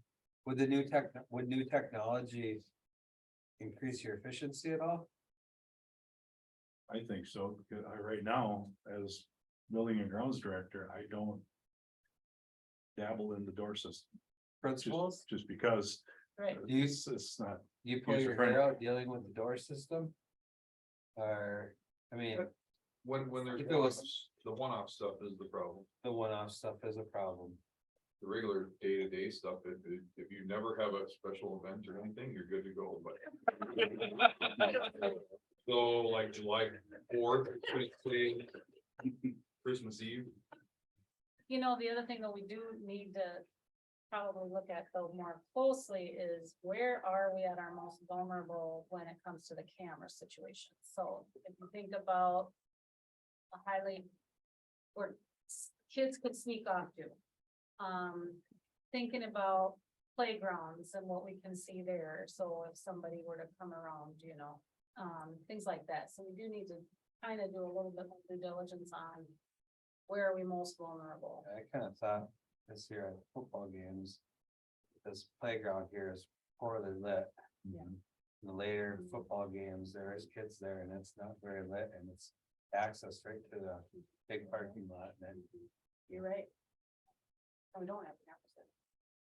In the woods, because did the police get called about a girl being lost in the woods one night? Cause my kids were like, oh no, did they ever find the girl? And they didn't wanna go to sleep that night, cause cops showed up at the playground, cause somebody was running around in the trails behind the behind there. and Yeah, lost or- I there don't was some think they sort of got lost, situation. but there was. There was a situation. There was a whatever. behavior and they weren't behaving themselves, but nobody got lost, so yes. Sure, well, that's their. So I that's asked the- about- that's but- the- Still out there. She's still out there. Elementary kids' Don't you get away from me, because she's still out there. 'Cause I asked about cameras and those foots too, and David's like, no. Game cams. Yeah, yeah, right. Y'all are welcome. Gonna go run around. I have a question. If we do decide to move forward, I mean, that, like, the access server upgrade is a big deal. But then there's a huge price difference there, you know, I mean, it's more than twice as much from the price range. So if we do decide to kind of move forward, I think that's a important part. Are we gonna get a better number before we make the decision to move forward? I mean, because if it's 25,000, that's a lot easier decision than if it's 55,000. Yeah, More than twice the amount, you know. Like, yeah, it's, we call in some vendors and whatnot, and they would actually do a walk around with us, go through things. Determine exactly where our needs are and that. And the big thing right now with the door access server is we need demos and whatnot. We need to see if the couple of systems that we're kind of looking at will work for us. Do they have that for the one-offs, like camera, more of a calendar type setup versus what we're doing right now, where you would go in and put it in, but then you have to remember to delete it. So. it sounds so crazy to me, like my thermostat at home, I can set so that it automatically changes back, and that's a $150 thermostat. And you can do it from your phone. Right. So I don't understand why. I know, but I got the same thing. You can buy a Roomba vacuum that can figure its way around the room for like $100. If I wanna put it on my tractor, it's like 18,000, you know? Right. So all I need to do is wear a Roomba on it. You know? So we wanted to bring this forward just as our initial discussion to kind of show you some of the work we're looking into and just kind of give you an idea of.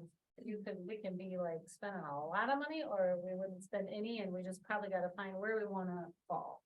So would it be, Right. the board want us to just start looking at some of that server upgrade, have them come out and give us some of those where we see as really hot ticket items first? I think so. One of the questions I would ask though, when you talk to vendors is what the cost to piecemeal it together might be. You know, I don't wanna spend twice as much money and get half the product as, Yeah, you know. the three options that we have right now, one is web-based. That's the $25,000 one. And it gives you probably, we haven't seen it, but it probably gives you a lot of nice stuff, but there's a yearly fee to stay up like a web feed, and the other ones are server-based. And that's the way most people say we should go, because we have IT on hand here, you know, to help us with that. But then the web-based one, my question would be, would that upgrade every year to them? Because if you're paying for a fee, we usually upgrade itself. Yep. Or a server-based one would never upgrade unless you paid to upgrade it, correct?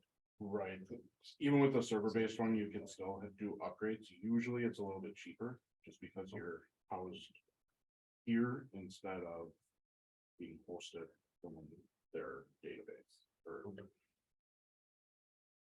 Our server more secure, like the web being hacked? Or is it kind of? Usually. That's hard to say. I mean, most companies are gonna have beefed up security for something like that, but they should. But, and anything can be. So I would say we move forward on getting some guys in here and kind of give us an idea, a little bit more narrowed down idea on what we're looking at, rather than anywhere from 57,000 to, or was it 530,000? You know, that's a big range, so. Yeah. Yeah, and we're not asking to approve anything. It's just, Right. hey, definitely go look at it and let us know what you find. And hopefully it's something really cool. And not super expensive. That's right. And not 530,000. Right. $529.99. Yeah, exactly. Price is right, you would. Do wonder about what you said, Randy, how sometimes if you try to piecemeal it, Yeah, later you spend double what you should have just. so if we buy a fob system or a server that goes with the fobs that we have today, just because we don't wanna do it all right now. And then we end up having to buy a lesser fob or a more expensive fob system because that's the server we went through. That's what I worry about is, Right, I agree. you know, Yeah, you want that system to be able to easily be grown, you know. If we didn't do any more fobs, there would, you know, their server upgrade would take over our existing. But they would probably leave us with additional power packs and things like that, you know, to add more doors, because there's, like in our server room, there's a bunch of power packs that when you swipe a fob, it draws those drawbars in and whatnot, that takes power to do it, and you have to apply these things. So there's lots of stuff behind the doors that's happening back there. And depending upon the company, some of them won't even use the stuff that we currently have, the controllers. They're gonna come in and say. Gotta go. All of that's gonna go and whatnot. The only thing that probably would stay is our current fob readers. Just because those are pretty much universal. Readers and door hardware. They-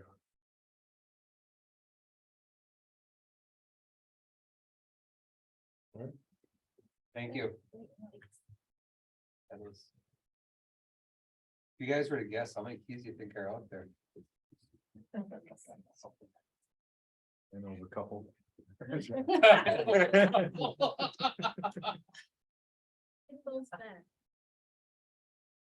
Yeah, the key system was never, from when I took over, there was never like a chart.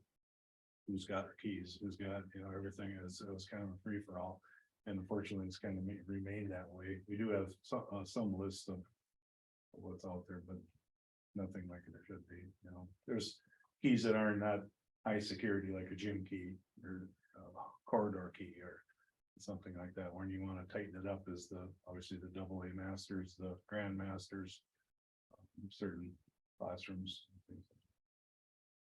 So then, moving forward, if we went to key fob system, would it be ideal just to make every door a key fob? That's been talked about. Or is that Expensive. right?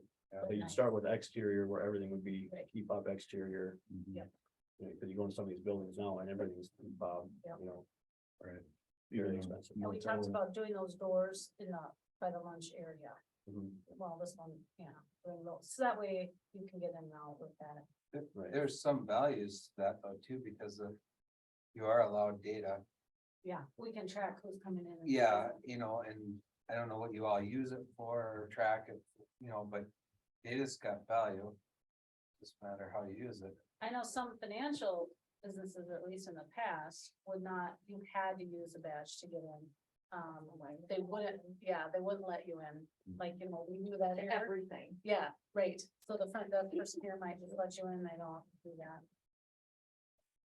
Then you have a record of who was there, so I worked on July 1st, well, no, I didn't, We'd have to use it for like storage rooms, yeah. printer rooms, like everything. If you keep There on the whole. there are experience. wireless options too, you know, it's like a motel. You know, Yeah. when you got your badge or give you that card to get in the room or something like that. That technology is growing, getting better, probably not robust enough to withstand school usage, you know. I mean, daily. You know, and of course, there's batteries, there's this and that, so the market that's out there right now recommends hardwired systems, you know, where you've got wire, all of our doors are hardwired, there's wires coming right from the server. So if the power went out, that would be an issue. They're backed up with a battery backup for about like 45 minutes or something like that to get in and out.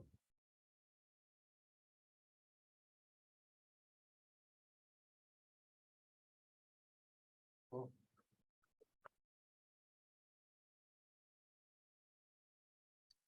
Yep. So I stayed here. Track and field options, was told to look into, some track and field options, there was some interest in, looking at updating that, our background.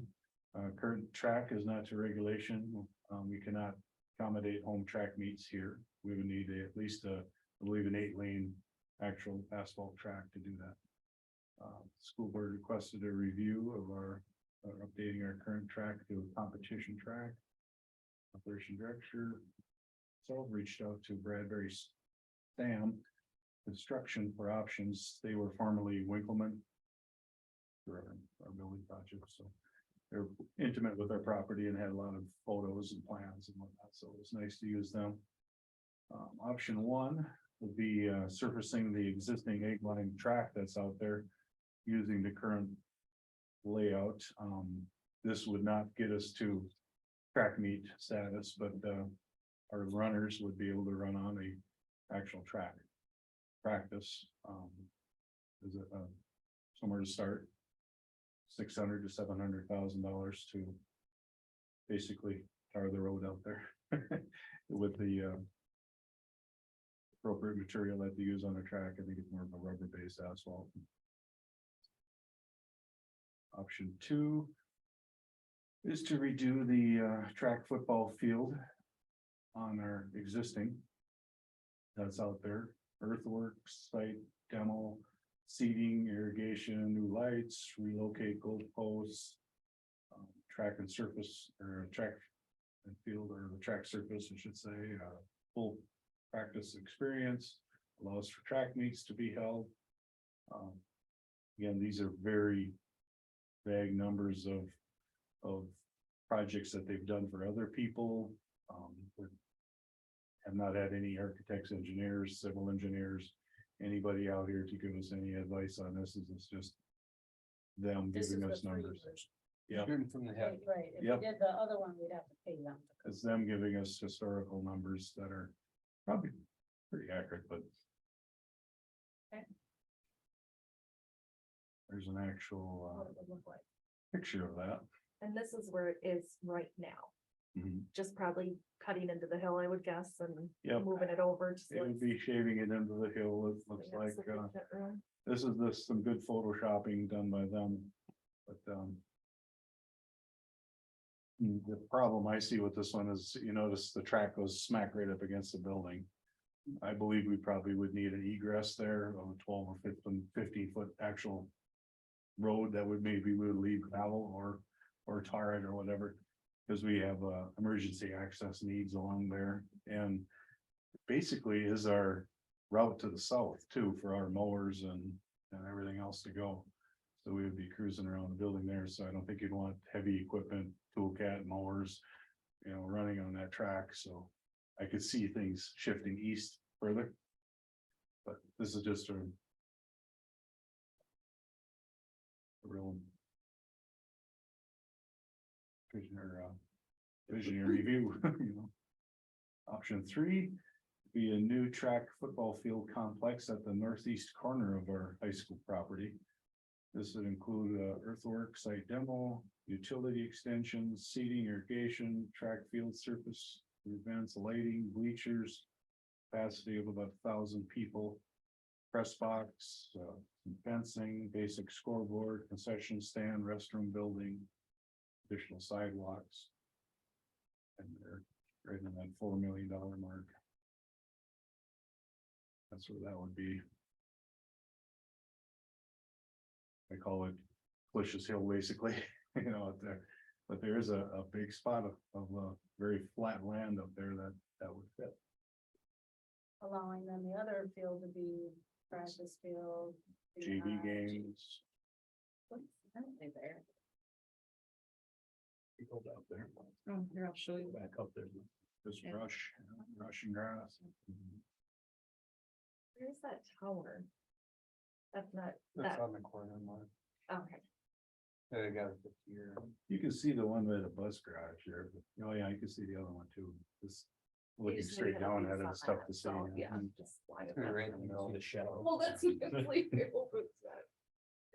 But you can see they added a sidewalk or a walkway from that north parking lot up to the field, and then there's a building there for concessions, and there's lots of things to be talked about at that time. Should the district ever look at that? Would you put locker rooms up there, or would you, I mean, obviously, we probably want running water bathrooms rather than outhouses and things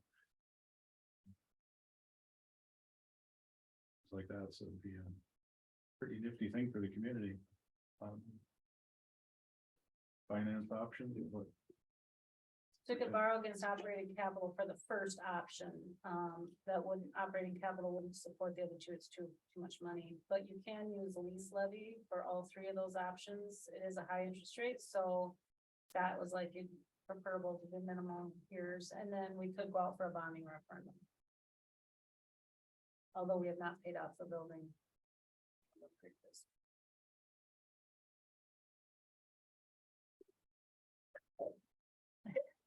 So I gets me really excited.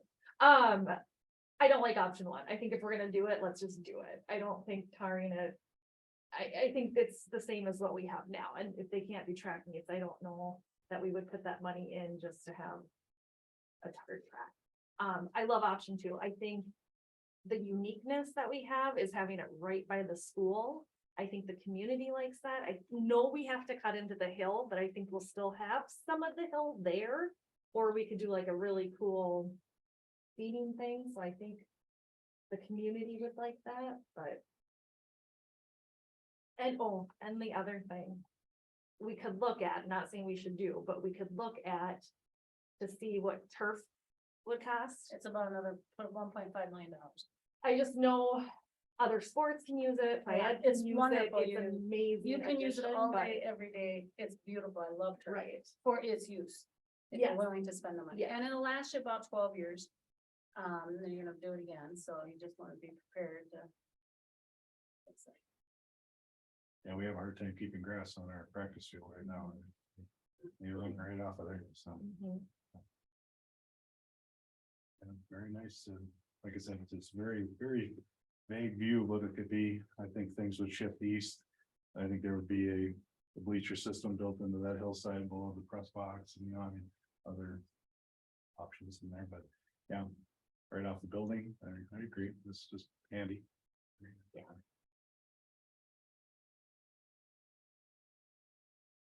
Any other discussion? It's a very early stages, right? I mean, we're just kind of. This is the first presentation of it. Yeah. I'd love to be able to do it. Because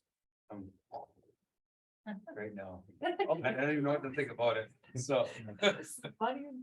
I don't draw plans up for a living or do any of this engineering and whatnot, but I would say $50,000 to $100,000 just to get someone in here to totally draw this thing up the way we want it. You know, civil engineers, you know, they got everything right to the T, all the drainage, all the, you know, everything, you know, I mean, it costs money to even get to that point of pulling the trigger to go, you know, so this is just a freebie done by them, so knowing that we'd give them a hard look if we did some projects again. So I did look at it earlier and I like that option 2 and I like option 3. My thing is with option 3, which is really cool to have that whole complex out there. I look way long term, right? And long term, if you look at our school, yeah, that right there, 20 years down the road, when we do want to add on to the existing school, if we put, what was option 2, $2 million into putting track and field right there, we have no room to expand the building. Or if we did option 3, you could expand the building where the, I guess, new practice field would be. Those are just kind of what I thought. If you're looking 20 years advanced, looking 20 years in the future. You know, I don't know, because if we do end up expanding the school building itself, where would we expand it at? We have almost no room. can this building go up? You know, Certainly, well, you'd have to look, engineers would have to look at that, obviously, the roof structure is not a floor structure, you know, and I would imagine that'd have to go up lots of bucks. yeah, lots of because I've bucks. been in a building where you. couldn't. Elevators, But if you can, big high schools are running 2 Oh, yeah. and 3 floors, you know, so that you're always going up and stuff, because you can't always go out, right? Like you Right. say, but I don't know if this building. it's always been a luxury of small town Minnesota, has more land than money, so it's sprawling, but. Yeah. Yeah, we're starting to get pinched. I mean, because you have to, I do like option 3 as well. I'm just thinking of hosting events. If you're gonna host a big track and field competition, that's a lot of people that you, I think it'd be a little tight right behind school. There's just a lot of people and buses that come to those events. It'd be nice to, Yeah, because you have multiple teams. yeah, It's you not could just have, the two teams. right, it's not like football, just Yeah. two teams, you would have a lot of people, so if we're hosting, I think option 3 is a really good option. So my kids have done that like elementary track and field thing out there. And there's not enough room out there for just that. Now, if you were to have a meet and have 10 schools here. I mean, you could maybe make it work, you know, they'd spill out in other areas, but. Yeah, to host somebody, you'd almost have to have a separate area. System there. The extra green space would be very welcome by all, Tony, especially with the. Being, you know, we could have a. Full blown 8, 9, 10 team track meet going on and a JV football team. Or league, but not- Right. Pretty neat complex. But $4 million a month. 4 million minimum probably. Right. As I figure. How does Scott feel about this? Any of the finance options? It's more about the board and what the community would support. Because ultimately, at the end of the day, the It's gonna community's come gonna down pay to for this, so. How would we go about that? Selling it. Yeah, I think lease levy would be a little bit more challenging, because of wanting to pay that out quickly. I don't know. Those that have been here, I mean, do you think the community would support something more off from the school? Like option 3?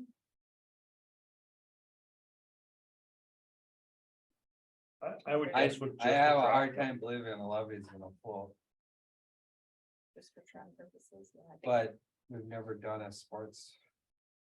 Levy here either, so. If this town would ever explode population wise, the elementary site is already done.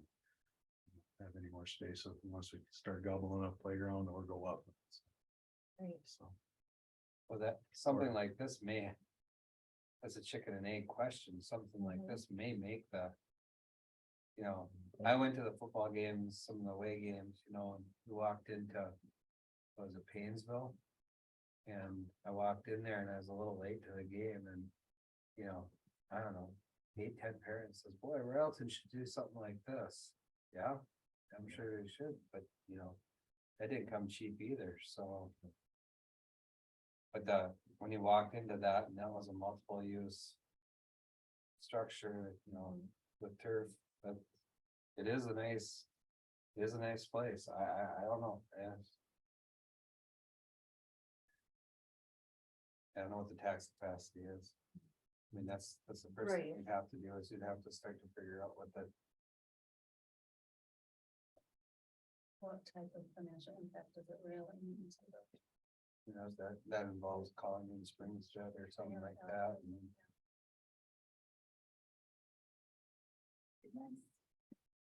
Yep, it's just the start of the wish list. and I will say this, it's $4 million today, in 2 years, it's gonna be 6, Right. Yep. you know, so. So if there's any thought that we should pursue it, we probably should pursue it even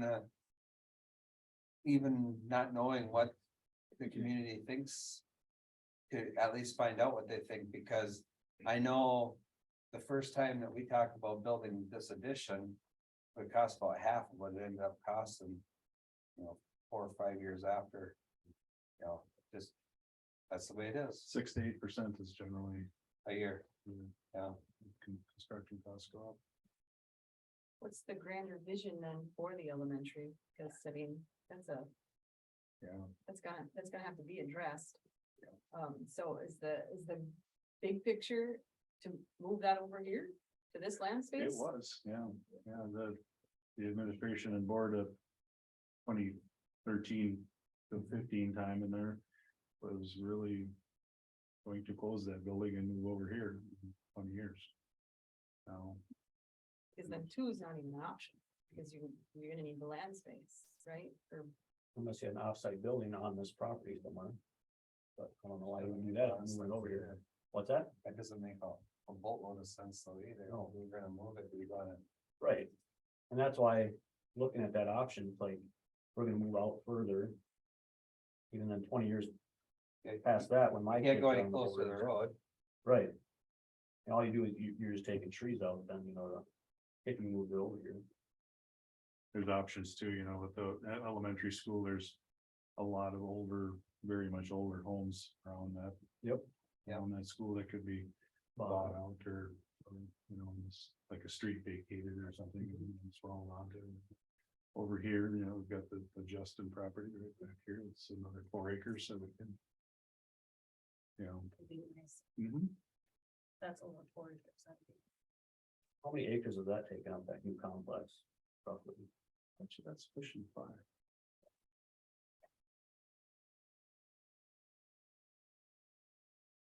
And we're on, I think we have 76 acres here. Property, about 35 of it is up in that wooded, really heavily wooded area. As soon as you leave that visionary football field there, the terrain changes dramatically, a lot of hills, a lot of. Right.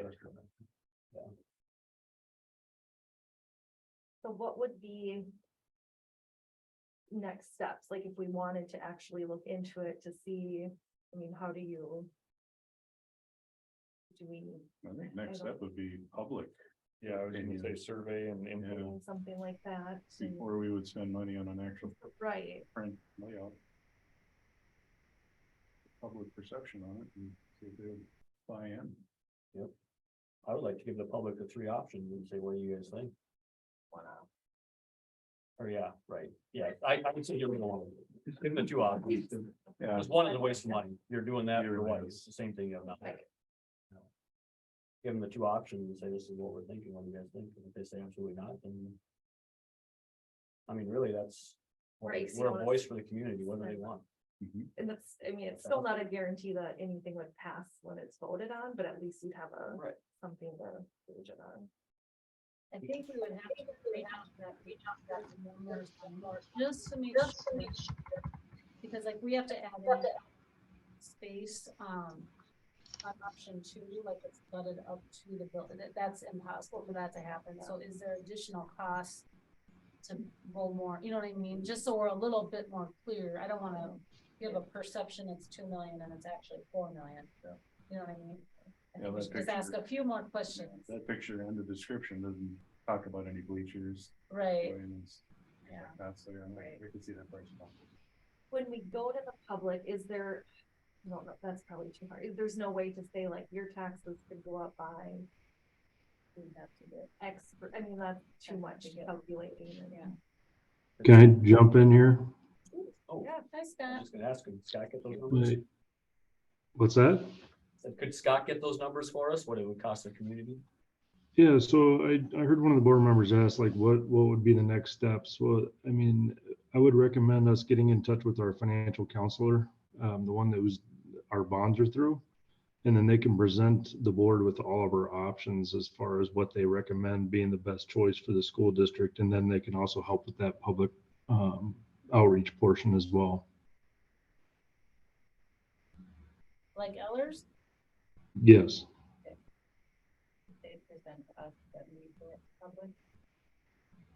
I think that makes really good sense, Scott, to start there before we go to the public. I feel like we don't have quite enough information. I just don't wanna give the wrong impression. Right. So I think we can get, why don't Scott and I reach out to Ellers, have a conversation with them. And then, we can talk to your person too, just double check that. Edbury Stam also has, when they were Winkleman, they had, levy specialists and. Yeah. That helped us with selling it to the community. Okay, so we'll work on those two. Make it, before, I mean, is the board in agreement or majority that we wanna look into this before we put more people? More work on more people? I mean, I'm for looking into it more. I'm for it, but I think we should come up with our best foot forward instead of giving them options. I'd almost like, here's this, or do you not wanna look into it? feel I mean, it like might these muddy the two, like water. before they go contact Ellers and Oh, like he right. contacts the guy. Yeah. that- Like making sure like we actually, the majority of the us board want actually to. wants to move forward.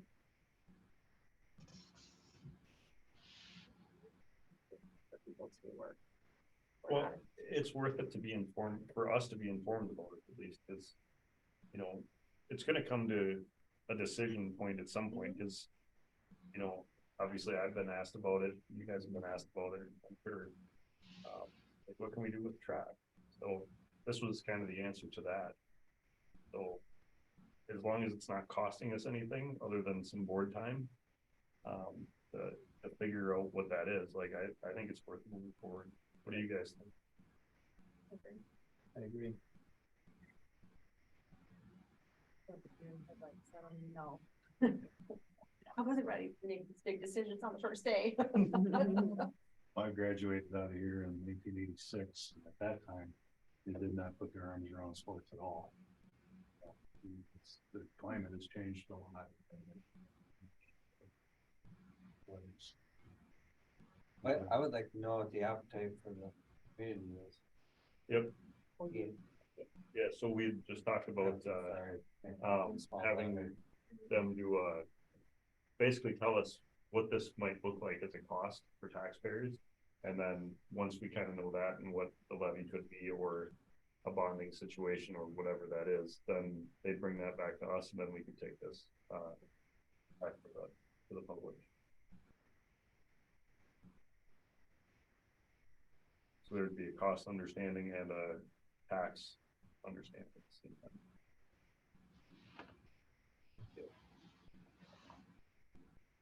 Or someone from the bottom. Yeah. And just. I don't think they smoke and buy tickets. Anymore. Anymore. But you could personally. So it sounds like it's consensus to look in. In this one top picture, is there any way to address the ongoing parking issue? Yes, I was thinking. You see that long walkway? I mean, wouldn't you extend that parking right up? I mean, just like even buses, That is a hillside right there. is it? Yeah, you Okay. look at the hillside Okay, on the bottom of that parking lot. Oh, oh, all right. whether it be extended or not. But it could be terraced.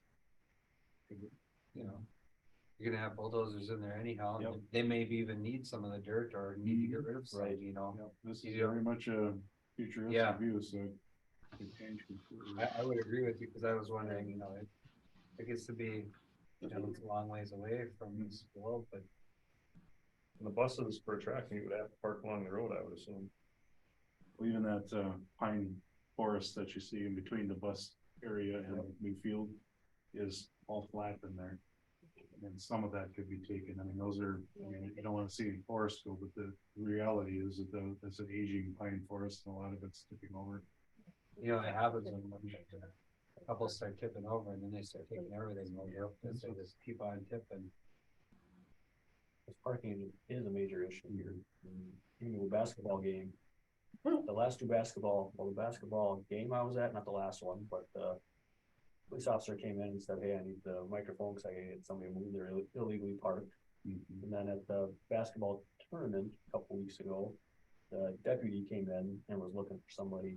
How do I get a hold of everybody? Because we've got illegally parked cars. You know, so that's just things that I've been, you know, involved in where. They had to get cars. The parking on Hawthorne has been a problem since my first year on the board. Even our main little street that comes back on the east side of the property right now, we had to make the side on the practice field, the east side of that street. Yep. We had to paint the curbs red and put fire lane signs up and whatnot, because they would park that in where you could not get a vehicle between. So if there wasn't a need for an ambulance on the field, you couldn't get there.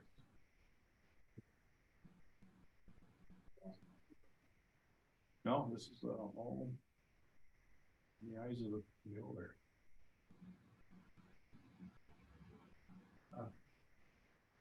Okay, well, we'll start with this. Is Yep. it my charge? Okay. Perfect. All right, thank you very much. Thank you. Minimum is interest. Right. Good answers. We're almost there. Peter Ofsted, members of the board, Superintendent Werekamp. I am here to propose the addition. Much easier proposal than a track. As far as you know. A 1.0 FTE ag teacher for the 2023-24 school year. The addition of this teacher would allow for expansion of hands-on vocational classes for students in grades 9 through 12.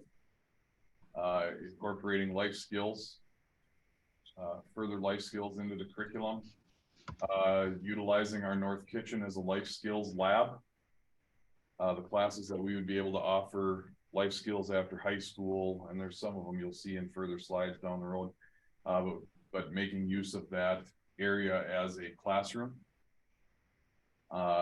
Being able to tap into the CTE funding to help offset some of the costs of additional FTE. Right now, our ag teachers, about 33% or so of their salary and supplies get paid through or by CTE funding. Career and technical education. It's a different funding. It's a different funding stream from the state. And allows new electives that align to our strategic plan. Next slide. Oh, shoot. So I can talk about this.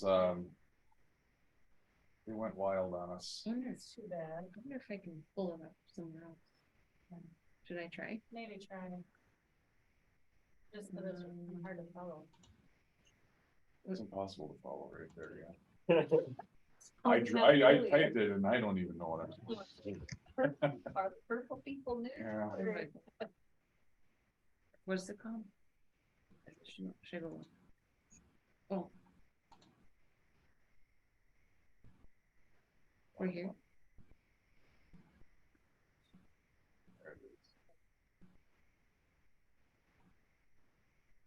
Oh, thank God. Okay, future ag department offerings. Right now, the three teachers, Skira Goldad, Nate, Mr. Goldaddy, Mr. Skira, and then the new teacher would be there. The offerings in purple denote new classes that we would be offering in the department. The proposed ag offerings allows for approximately 110 more elective seats for students in grades 9 through 12 per semester. Which is a great opportunity to expand our ability to have our students. Our ag and tech ed classes fill immediately. Some of the classes don't even get down into the sophomore, freshman. Sophomores and freshmen don't even get a chance to take these classes because they're filled up by juniors and seniors. Sometimes even the juniors don't even get into some of these, like ag building construction. Most of the time is usually just a senior class. Not every year, but there are chances there. The offerings in purple denote new classes. Fix It 101 would be a kind of a class that would deal with more, not so much automotive fixing or tractors, but it might be electrical outlets, switches, drywall, those kind of hands-on opportunities that people like. I'm Captain Fix-It at our house. I won't even get into it with you. I would need Fix It 101. I could use that class right now. Ryan, thank God, lives across the road, comes over and helps me when my lawnmower tires fall off and stuff. So floral design is a class that's typically done in ag. Some of these would be rotating in and out. Food prep for your future. We would spend some capital and put some ovens and the start of some culinary options for our students, replacing some of the home ec options that we lost years ago. It's been a big ask in the community. A big ask, and it was a big part of the strategic plan, a big ask in the strategic plan. Life skills after high school. How do you survive being away from home for the first 6 to 8 months of being out of your home? Not living at home. And then there'd be some that maybe would be, you'd expand on that life skills further after high school, where you might expand on some of those things. The bold classes, including the purples, egg pizza and the black ones, the black bolded ones are the classes that would use the life skills lab. Some classes have multiple sections. If you see 7th fans is 3 sections. 8th tech and life skills is 3 sections.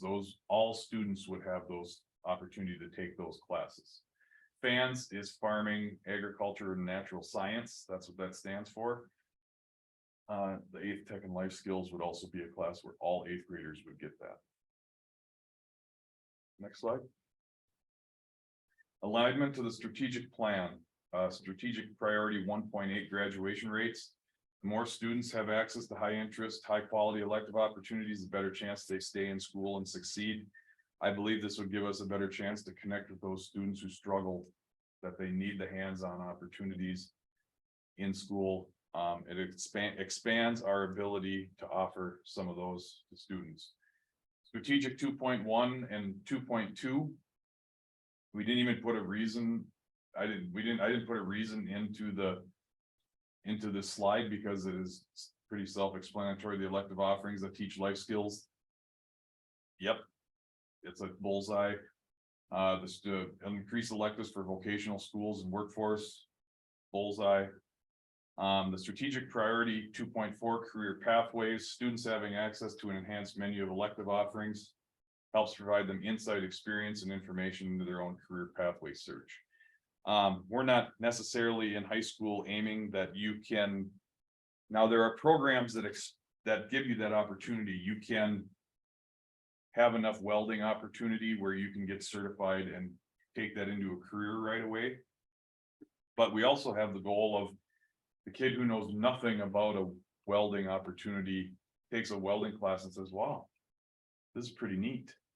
And maybe they want to explore it further, and it takes them into searching that out. Some of our opportunities at the high school and elective offerings is to provide an exposure for students so they get a chance to experience something that maybe they didn't experience before, that takes them into a career, and it fits in with the strategic priority career pathway. Next slide. Question. So I mean, we're looking for approval of this. This would go into the schedule for next year. And we would we'd be on the search for an ag teacher. So did they move all the classes that they didn't want to teach to the new teacher? They did not. Good question. They did not. There was some that it changed everybody's a little bit based on there's some classes that we just don't get to, and there's some classes yet in here that we don't even have on the list. We don't have we had a gateways engineering course through Project Lead the Way. We have a computer integrated manufacturing class through Project Lead the Way that would be rotated into even this schedule that's not listed in here, even with the new teacher involved. We have digital electronics. Those are some special training classes that between Mr. Skier and Mr. Bratch, when they were here, they had those certifications to teach those. And then Introduction to Engineering and Design is another one. So there are some opportunities here, even to maybe you don't do floral design every year.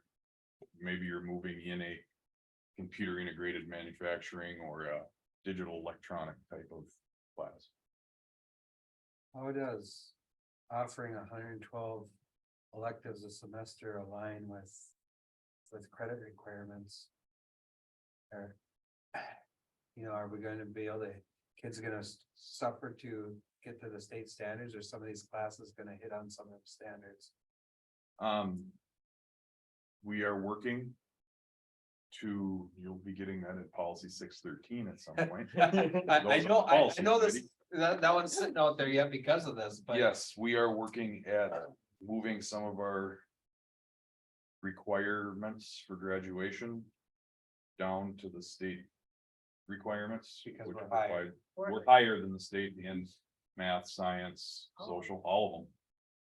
Moving some of those down, which will then create opportunities for more elective opportunities to satisfy But graduation. I look at the classes and I think, well, if you're a little bit creative, you probably can hit some of them standards. Oh, yeah. Oh, for sure, yeah, there's a bunch of these classes in here where, the small animal care can count for a science credit. Yeah. Some of that, for sure, large animal care, wildlife, forestry. Those classes, And the reading that's required in some of these classes, that's, your nonfiction type reading, which is gonna always help with the OA stuff, right? So.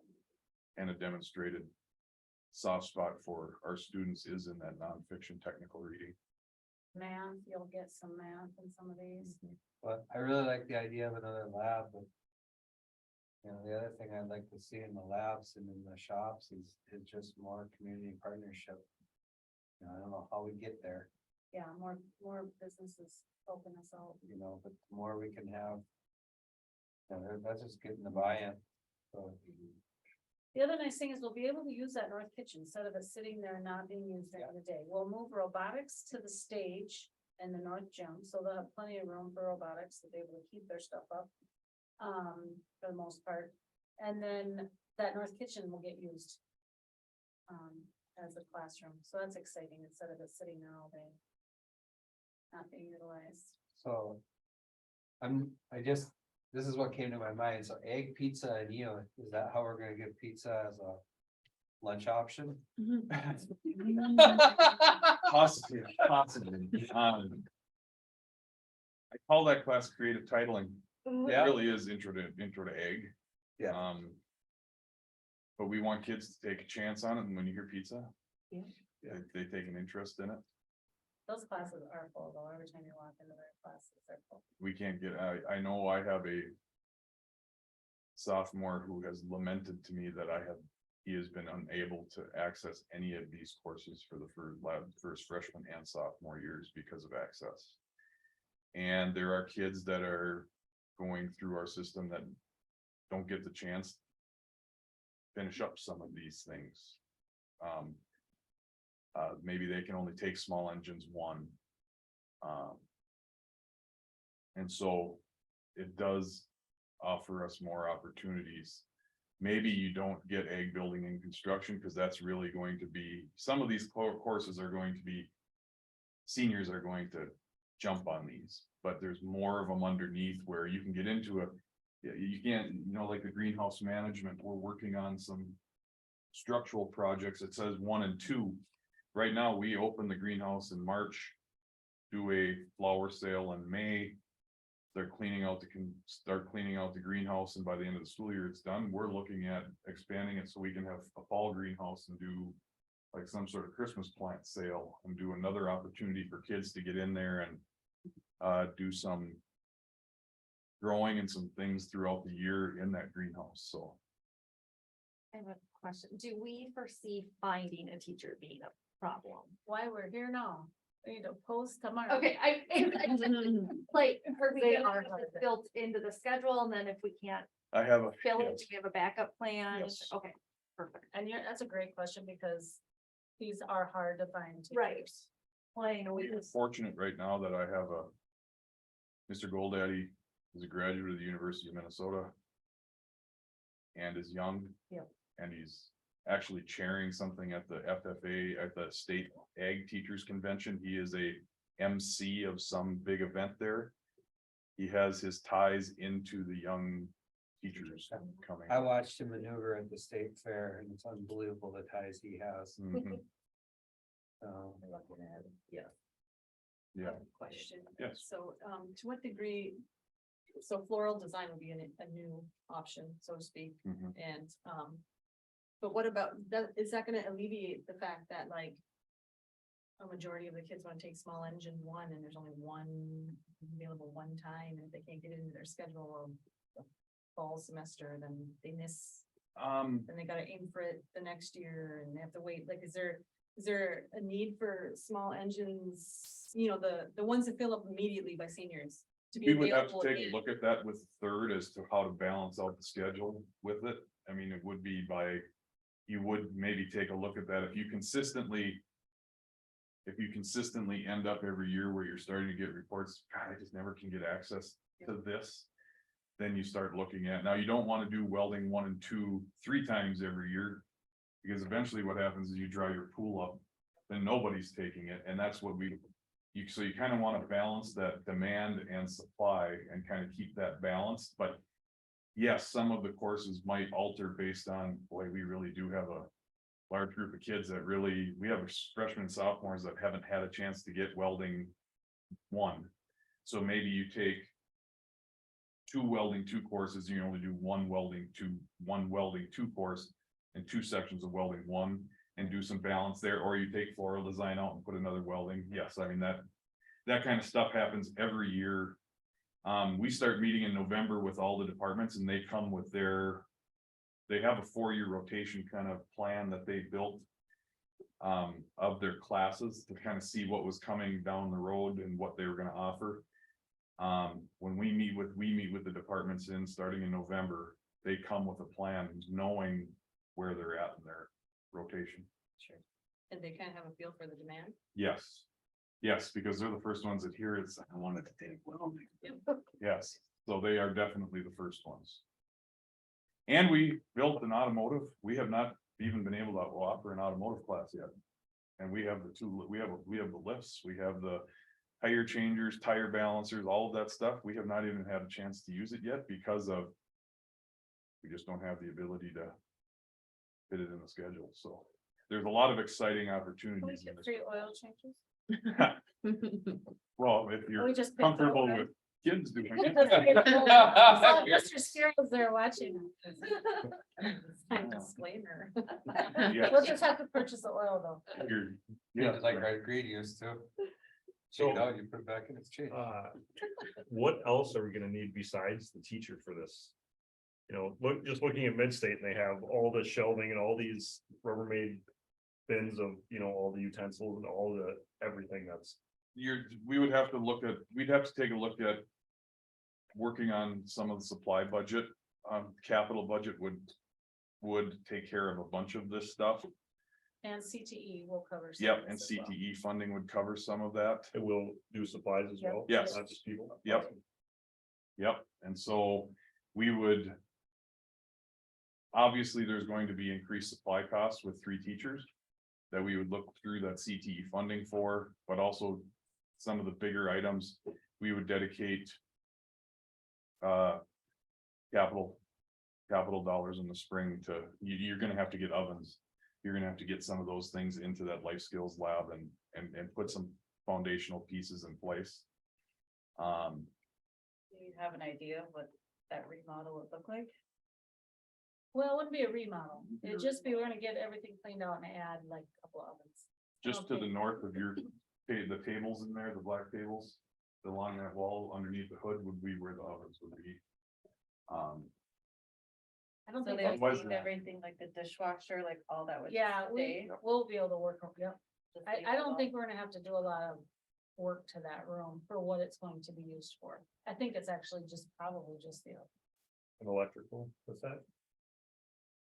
There's The a lot- plugins for the ovens, I'm assuming. But they should, There's electrical in there, they're Yeah. probably not the right. we'll look at that, but I don't know that there'll be much with that, because they had ovens prior when it was a functioning kitchen, you know? And granted, those are a little bit different to commercial, but we'll still And take if I a look. remember correctly, they're right there. Yeah, we'll take a look though. But that's the nice thing about that space is it's ready to go, really. And the future of, there might be other. Life skills opportunities, like if you had a. Community ed CNA type of, where you could secure something, maybe you could do a CNA. Course or in something in there or. Expand it beyond food prep, you could have. Other types of. Career pathway type courses that you're gonna give students exposure to that would make less day. The challenge then just becomes scheduling it out, but we would be looking for ways to expand the options in that life skills lab. And what we could do too in our futures, if that was equipped for, like, for example, the food service type of stuff, we could have a community ed class at night where we have parents come in with their children and we do a cooking class. And they work to, the kids can get a free hat. I want them to have those chefs, hat, big chef hat. And then come, they can do whatever that, and they can talk about healthy eating. So it can be designed around some dish that the kids get to make, but it's all around healthy eating. And so we learn about, you know. Maybe not, but so there was just some ideas they would, that can be really beneficial. And we can work right with our ECFE program And then those programs can help pay for the ovens, then, right? well, they probably won't make enough. Unfortunately, they'll probably just cover the cost of the instructor and it's a loaded, can add a little fund balance, be nice. But those are fun. Those are good ideas where you can still use the space. Go out and ask for money from Well, Lions Club's got a lot of money that we'd Mhm. like to spend. And this is right in that wheelhouse, so. All right. A lot of discussion, a lot of great discussion, actually. Mr. Chairman, Yes, I'd like to move to approve 1.0 additional high school FTE position. Director Hackett makes a Second. motion, Director Bauman makes the second. All right, so motion to approve the 1.0 additional high school FTE position made by Director Hackett, seconded by Director Bauman. Any further discussion? All in favor, say aye. Aye. Aye. Opposed? Abstain? Motion passes 6-0. That's cool. Wow. There's a lot to think about with those. Mhm. Like, there's a lot to talk about.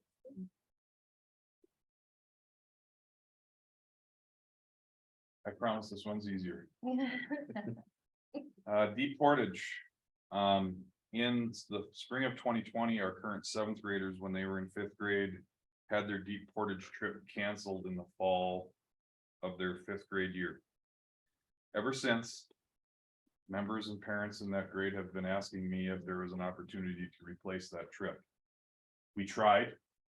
I tried for the next year when they were in sixth grade, and when I called Deep Portage, they were booked for the entire year. They said, well, we can give you an opportunity, but it might be like, you might have a week or so in between. I'm like, I can't do this in a week. Pull it all together, have chaperones, have it paid for. In talking to Miss Meek earlier this fall, she contacted Deep Portage, and we were still trying to do it. We still had people asking.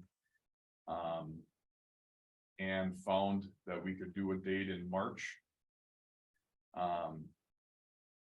With our current seventh graders, they would alter, obviously you're not gonna canoe in March. But they have a menu of classes. We would be doing some orienteering and some other like winter survival type things. Sled in the canoe. Yeah, you could. But we are proposing a seventh grade Deep Portage trip, March 13th through the 15th of 2023. Next slide. Cost is $119 per person, paid by families.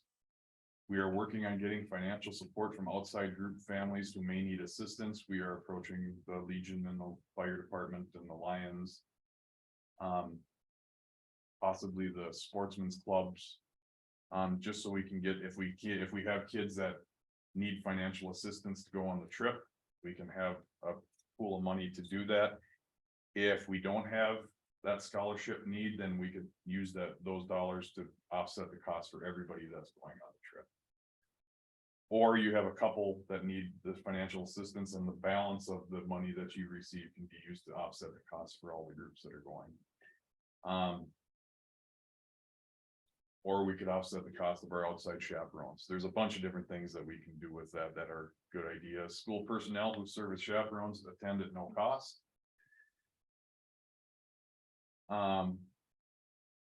Excited about this. For over 25 years, we've had our groups that have been attending Deep Portage. And this is the only group, this group of seventh graders right now, that has not had the chance to attend. No. Oh, Mike, I did get to go. You didn't? How long ago was that? Well, I graduated in '94, but we didn't get to go. We got ours canceled that. Oh, no kidding. Well, that's over 25 years ago. That's like a reunion problem. That's way over 25 years. I'm just saying. So. Besides the 1994 group, everything since then has pretty much gone Deep Portage. And so we're requesting approval of the 2023 seventh grade Deep Portage trip. Does that include the cost of like the bus/transportation? It does not include the bus transportation. So what we're charging or what they have to pay, that's the same that like a fifth grade class would pay, right? Like they're not having to pay more because they're going later or anything Nope. like that. Okay, perfect. Want to make sure it's equal. Good question. Is that price risen? I don't remember it being over You know, 100. I don't either. But I think that the fifth graders in the past did a little more fundraising They for it, did. and they had some residual dollars left over from the years before. And so they were always able to offset it that way, where we just don't have that. Because it was so tentative on whether or not we could find a date that would work, we didn't really want to fundraise for anything, and then. Just shoot them down again Huh? and shoot them And down shoot them again. down again, or have to refund. Half and half, 50-50 raffle things. Can they do that? It depends on whose license they use. Oh, Yes, maybe not then. Okay, well, I don't know. I think motion to approve the trip. Second, Wait. Do you have, kids get an option, like, is this a requirement of all seventh graders, or since they're older, can some Hold on, students go to class? hold on. We Sorry, gotta get through this. sorry. So No I question. have a motion to, no, we'll get there. We have a motion to approve the deep portage trip by Director Roaring, second by Director Bauman. Is there any more discussion? Sorry. one of those days is a non-school day. Oh. So Monday's a non-school day, Tuesday and Wednesday are the 2 days that they would miss. If there is students that don't go on the trip, they would likely just be excused absent, as there would be nobody. I'm hoping our seventh grade teachers are at Deep Portage, Got it. so So there's not like some students staying back in classroom No. or some. A lot of royal hours. there's a lot of royal hours, correct? You need a lot of chaperones. It's a different age. Yeah. Very. Lots of chaperones. All right, any more discussion? Yeah, my only concern would be the short time span for people that it is a financial constraint for. So if we could come up with a for sure bet for, I have- and find out what that need is. I have an idea and it's a really dumb one. I just don't want kids to miss out. So there's been some fundraisers that have been going around in some of the sports teams where they took a practice and they challenged the kids to text 5 or 10 people that they know and ask for money for something and pledge money instead of, selling gold cards or something else, and you give them a goal, 5 people, $10 is $50, and it's gone over really well.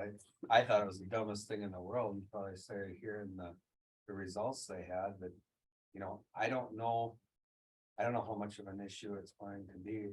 He's already addressed some of the scholarship abilities. I have I some don't think resources so. that could do that too. I have worked with some of that in the past. I am hoping that. And I feel pretty good about the fact that I will be able to cover students who need assistance.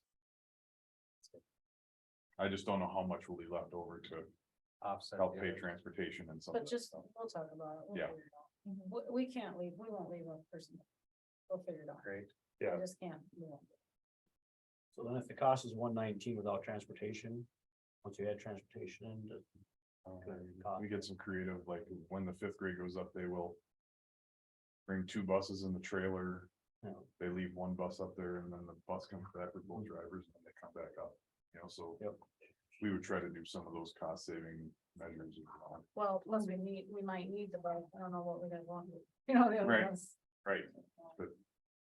We could need it, it's a good time of year because you're, Like basketball's over. basketball, wrestling is done, so you're not having a lot of extracurriculars going on at that time, so Which does help, it helps out a lot. but it's still kind of better to have the bus. Yeah. You never know, if one goes down, what do we do, All right, any other discussion?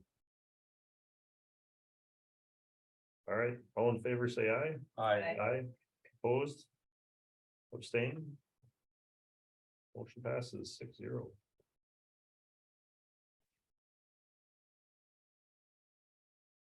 Okay, one more. The Spanish Fall. 2024 Costa Rica trip proposal. This was brought to me by Dr. Lake Matheson, our Spanish teacher. The trip would be for high school students taking Spanish 2, 3, and 4 classes during the 2023-24 school year. They would be proposing going to Costa Rica in June 14th through the 24th of 2024.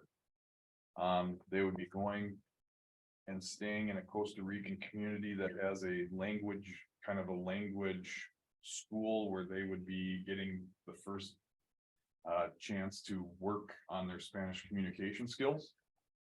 We do have a detailed itinerary of what they would be doing each day, some that is educational. And there are some excursions and some cultural items in Costa Rica that they would get a chance to do. The nice part about this, there's no school missed for it. It's in June. Cost of the trip is about $3,000 a student. But they also have right now, with approval, we're looking at 18 months before they would go. And it is 10 days. All expenses paid except for the cost to get down to the airport. And any trinkets and things that you buy in Costa Rica.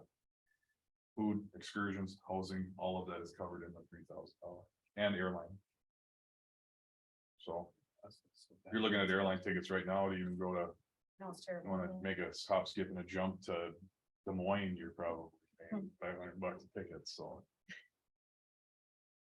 Is it the only reason you see this is because it's overnight or out of state or guideline thing? Yes, So they're doing the fundraising for it, like. they would, students are paying- the kids that decide to go on the trip would, they'll try to come up with some ideas for, one year they did a taco stand at Platte River Day. Kids that were going, they've done some things like that, Board meetings. Right? yeah. Good idea. Well, don't- What, a halfway through snack or what? Is there almost minimum age limit for these types of things for kids or? is it- Spanish, you'd have to be either a sophomore, freshman, sophomore, junior, senior. Sophomore and above? Yeah, because your first chance to take Spanish 1 would be in 9th grade. So, Curious. Do we offer this every year? no, No. this happens probably. Oh boy, the last time we went, we've done 2 so far. We've gone to Costa Rica and we've done Ecuador. But some schools do. I suppose COVID in there probably didn't help. We try to stagger trips a little bit because you end up, we have, like this summer, the choir trip goes to New York. We've done band cruises and I know that I'll probably be coming at some point with a proposal for a band cruise. We try to space them, the teachers try to space them because they're sometimes competing with the same kids. There's no way, you're gonna do all 3, so they don't wanna eliminate that possibility, so. They kind of work amongst themselves on these trips as to when is the right window to fit it in. Well, they have to have critical mass too, right? Yes, you gotta have enough interest, obviously, to, our first 2 trips, the one to Costa Rica and the one to Ecuador, I think both had between 20 and 30 students somewhere in there. I mean, it was a significant amount of students who took that plunge and did the trip. It's a great Do we already have experience. kids? Do we already have kids signed up for this? No, Oh. we did not. This is the They asked first for step was putting this together for the board and we didn't want to do anything with it until we had board. I said I wanted to make sure. Before we come to the board, I wanted to see an itinerary as to what the experiences would be for the kids, what they're gonna be doing. That there's some sort of, I really like the idea and I love the idea of the educational element of it. That you're either working working with school age kids doing something, learning your language. How that works, if it's just going surfing every day, I don't know that I'm as excited about that. This has definite elements of. Kind of a mix of a educational trip and some service involved in that. So, And I know the last time that they went, there was a lot of conversation about you're gonna have students that have graduated that are going on the trip. But it wasn't a problem last time. We spent a lot of time worrying about it. Just needs chaperones again. Yeah. the knowledge Set that you get caught doing expectations, I something mean, wrong, you get shipped off HRS. your expenses usually that. Oh, turned. Motion to approve. Second. You're done. All right, so I have a motion to approve the Spanish Costa Rica trip in 2024. Motion was made by Director Bauman, seconded by Director Hackett. Any further discussions?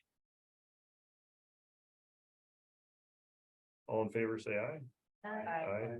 Opposed? Abstained. Motion passes 6-0. Awesome. Thanks, Joel. Okay, so we had 2 snow days, as you all are aware.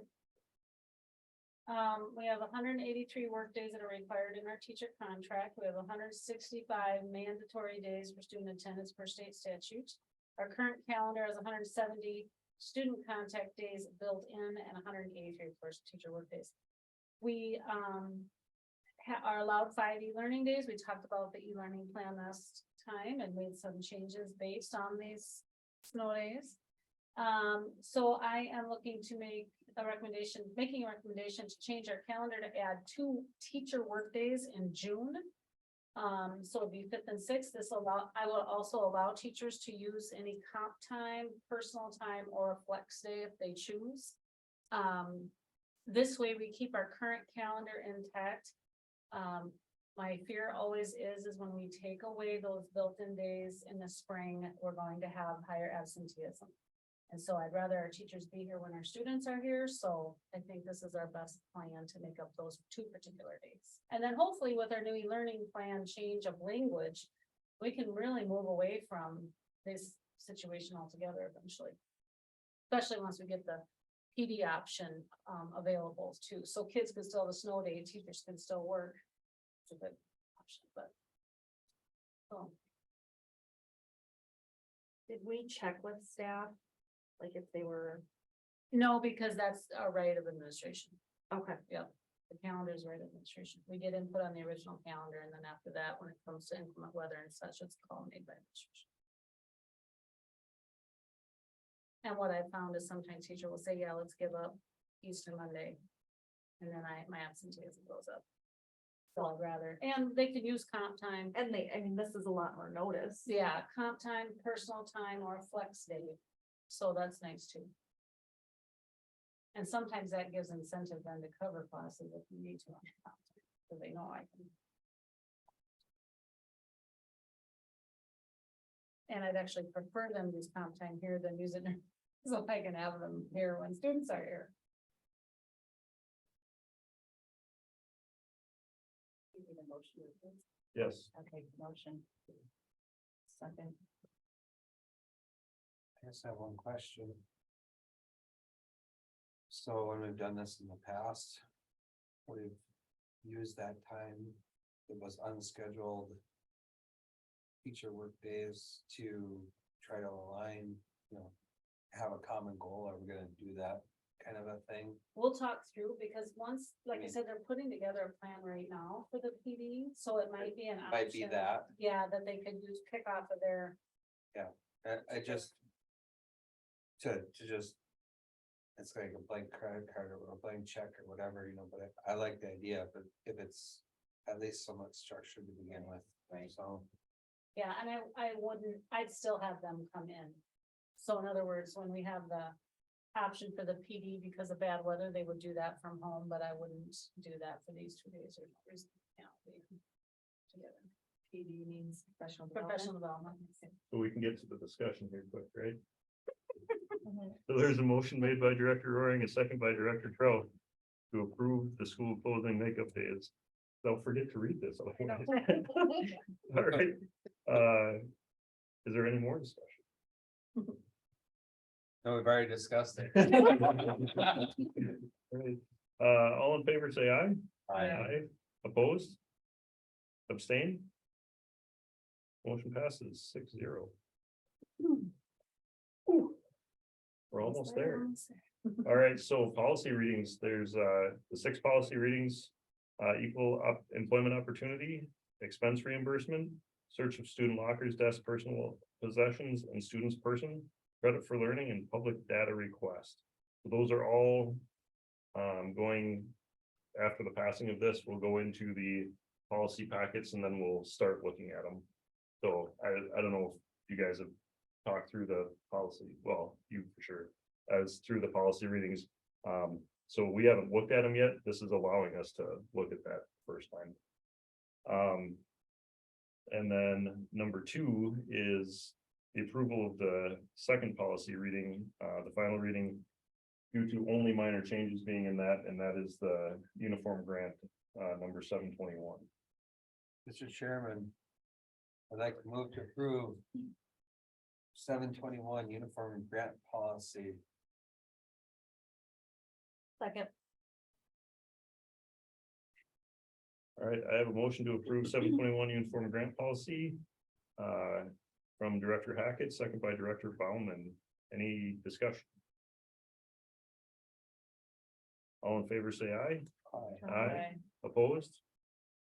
Abstain? Motion passes 6-0. This is the agenda addendum. 10 10M. The MOU, a memorandum of understanding to the non-union manual with Independent School District number 485. I believe I have to read this better than Russ. Yep. I'm just kidding. And is this a roll call vote or all of this? Okay. Just wanted to make sure, because normally when it says whereas, then we have to call everybody's name. We just took this off of another one that. I'm fine with that. Yeah, because it is different than the There are other. a lot of whereas or just one. At least 3. Oh, it's something. Those are the ones that are out loud. Okay. All right, so the memorandum of understanding to the non-union manual of Independent School District number 485. This memorandum of understanding is entered into between the Independent School District number 485 and non-union employees, specifically bus drivers. Whereas the non-union employees and the district are parties to an agreement governing the terms and conditions of employment for employees employed by the district pursuant to the Public Employment Labor Relations Act, PERLA. And so is- What's that? Sorry. Colorado. Yeah, all right, Yep. I know it too well. Subsection 179 alpha.01. Whereas the district and the non-union employees made agreements to section 14. Subdivision 1 to pay new bus drivers without a bus driver's license up to 20 hours of training at $10 per hour for each new bus driver without a bus license after completing 60 days of service to the district. New bus drivers to the district will be given a maximum of 10 hours of training at $10 per hour paid after completing 60 days of service to the district. Whereas the Minnesota Department of Labor and Industry sets the Minnesota State Minimum Wage Standards. Independent School District 45 desires to abide by the state minimum wage. Now, therefore, the district and the employees agree to the following. The district agrees to pay the new bus drivers without a bus driver's license up to 20 hours of training at the state minimum wage standards set by the Minnesota Department of Labor and Industry after completing 60 days of service to the district retro back to January 2022, as well as pay new bus drivers to the district maximum 10 hours of training at the state minimum wage set by the Minnesota Department of Labor and Industry after completing 60 days of service to the district retroactive back to January 22. In witness thereof, the parties have entered into this memorandum of understanding on the dates shown below. So basic, can I just sum Yes. up what this means? Absolutely. So basically what happened was, it was in the agreement, it's not an actual contract, it's an agreement. It was in the agreement to pay $10 an hour, but that's lower than minimum wage. So we were paying them at the minimum wage. But in order to make sure that we're in compliance, we need to have this in writing. So if the auditors come back and say, well, why are you paying them this if the agreement says this? We were paying more than the agreement, Yes, That we was- were paying them the right amount to be in line with the state, but but that wasn't that way, got it. right. So that's one of those pages in these union contracts that everybody just looks past. You know, that's probably 5 contracts old, that language, and, Oh, you know. I'm sure. But we will do a better job on language in that each time. Yep. Oh, yes. Mr. Chairman, I'd like to move the MOU for the non-union agreement. All right. Second. All right, so I have a motion to approve the MOU to non-union manual. Should I read it again, quick? For as previously read, motion by Director Hackett, second by Director Bauman. Is there any other discussion? All in favor, say aye. Aye. Opposed? Abstain? Motion carried 6-0.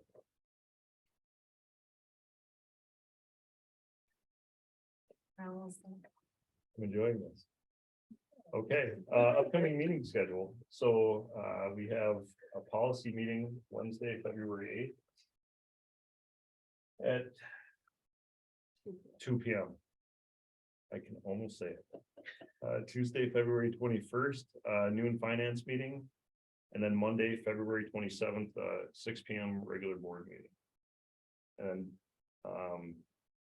You wanna add a closed session? That- Negotiation strategy. that's what I was gonna ask. Yes. On the 27th, Yeah, I agree. Or, General negotiations, or is there a group we're working on? for general negotiation strategy. But we do need to look so I got a piece of paper here. So the teachers union has asked to start negotiations, basically before the end of the year. Sweet, that's me. Yep, so that's you and Rory. Yeah, before the end of this school year. So, so we should get that. I'll let you guys work out your schedule. but, When are they due? everybody's up, Technically July 1st. The- July. everyone's up this year except for me, Or not? and that's it, because. Oh, principals. Principals are up to date, so principals and myself will not need to do anything. But, right, but what's nice is if we start this now, the sooner we get these done, then July 1, everything takes place. We don't have to do the retro pay and all of that when they stretch it into the next year, and they start with a current contract. Really nice for payroll and, yeah. It's not Yeah. common Yeah. for us to be 6 months to a year behind. Correct. So then you're negotiating for, the year that you're finishing up sometimes. So it's an endeavor to get them moved ahead, but see the problem is doing them ahead of time. Everybody's got a thing, and it gets pushed back, so. And the other So- hard thing is we don't know what we're getting for sure from the legislatures. Challenge, but. we're gonna we'll get talk to 4 them. and 4. Do we want to set a date? I mean, not tonight, but look at it, start emailing back and forth for like the middle of March. Yeah, maybe. Yeah. I know.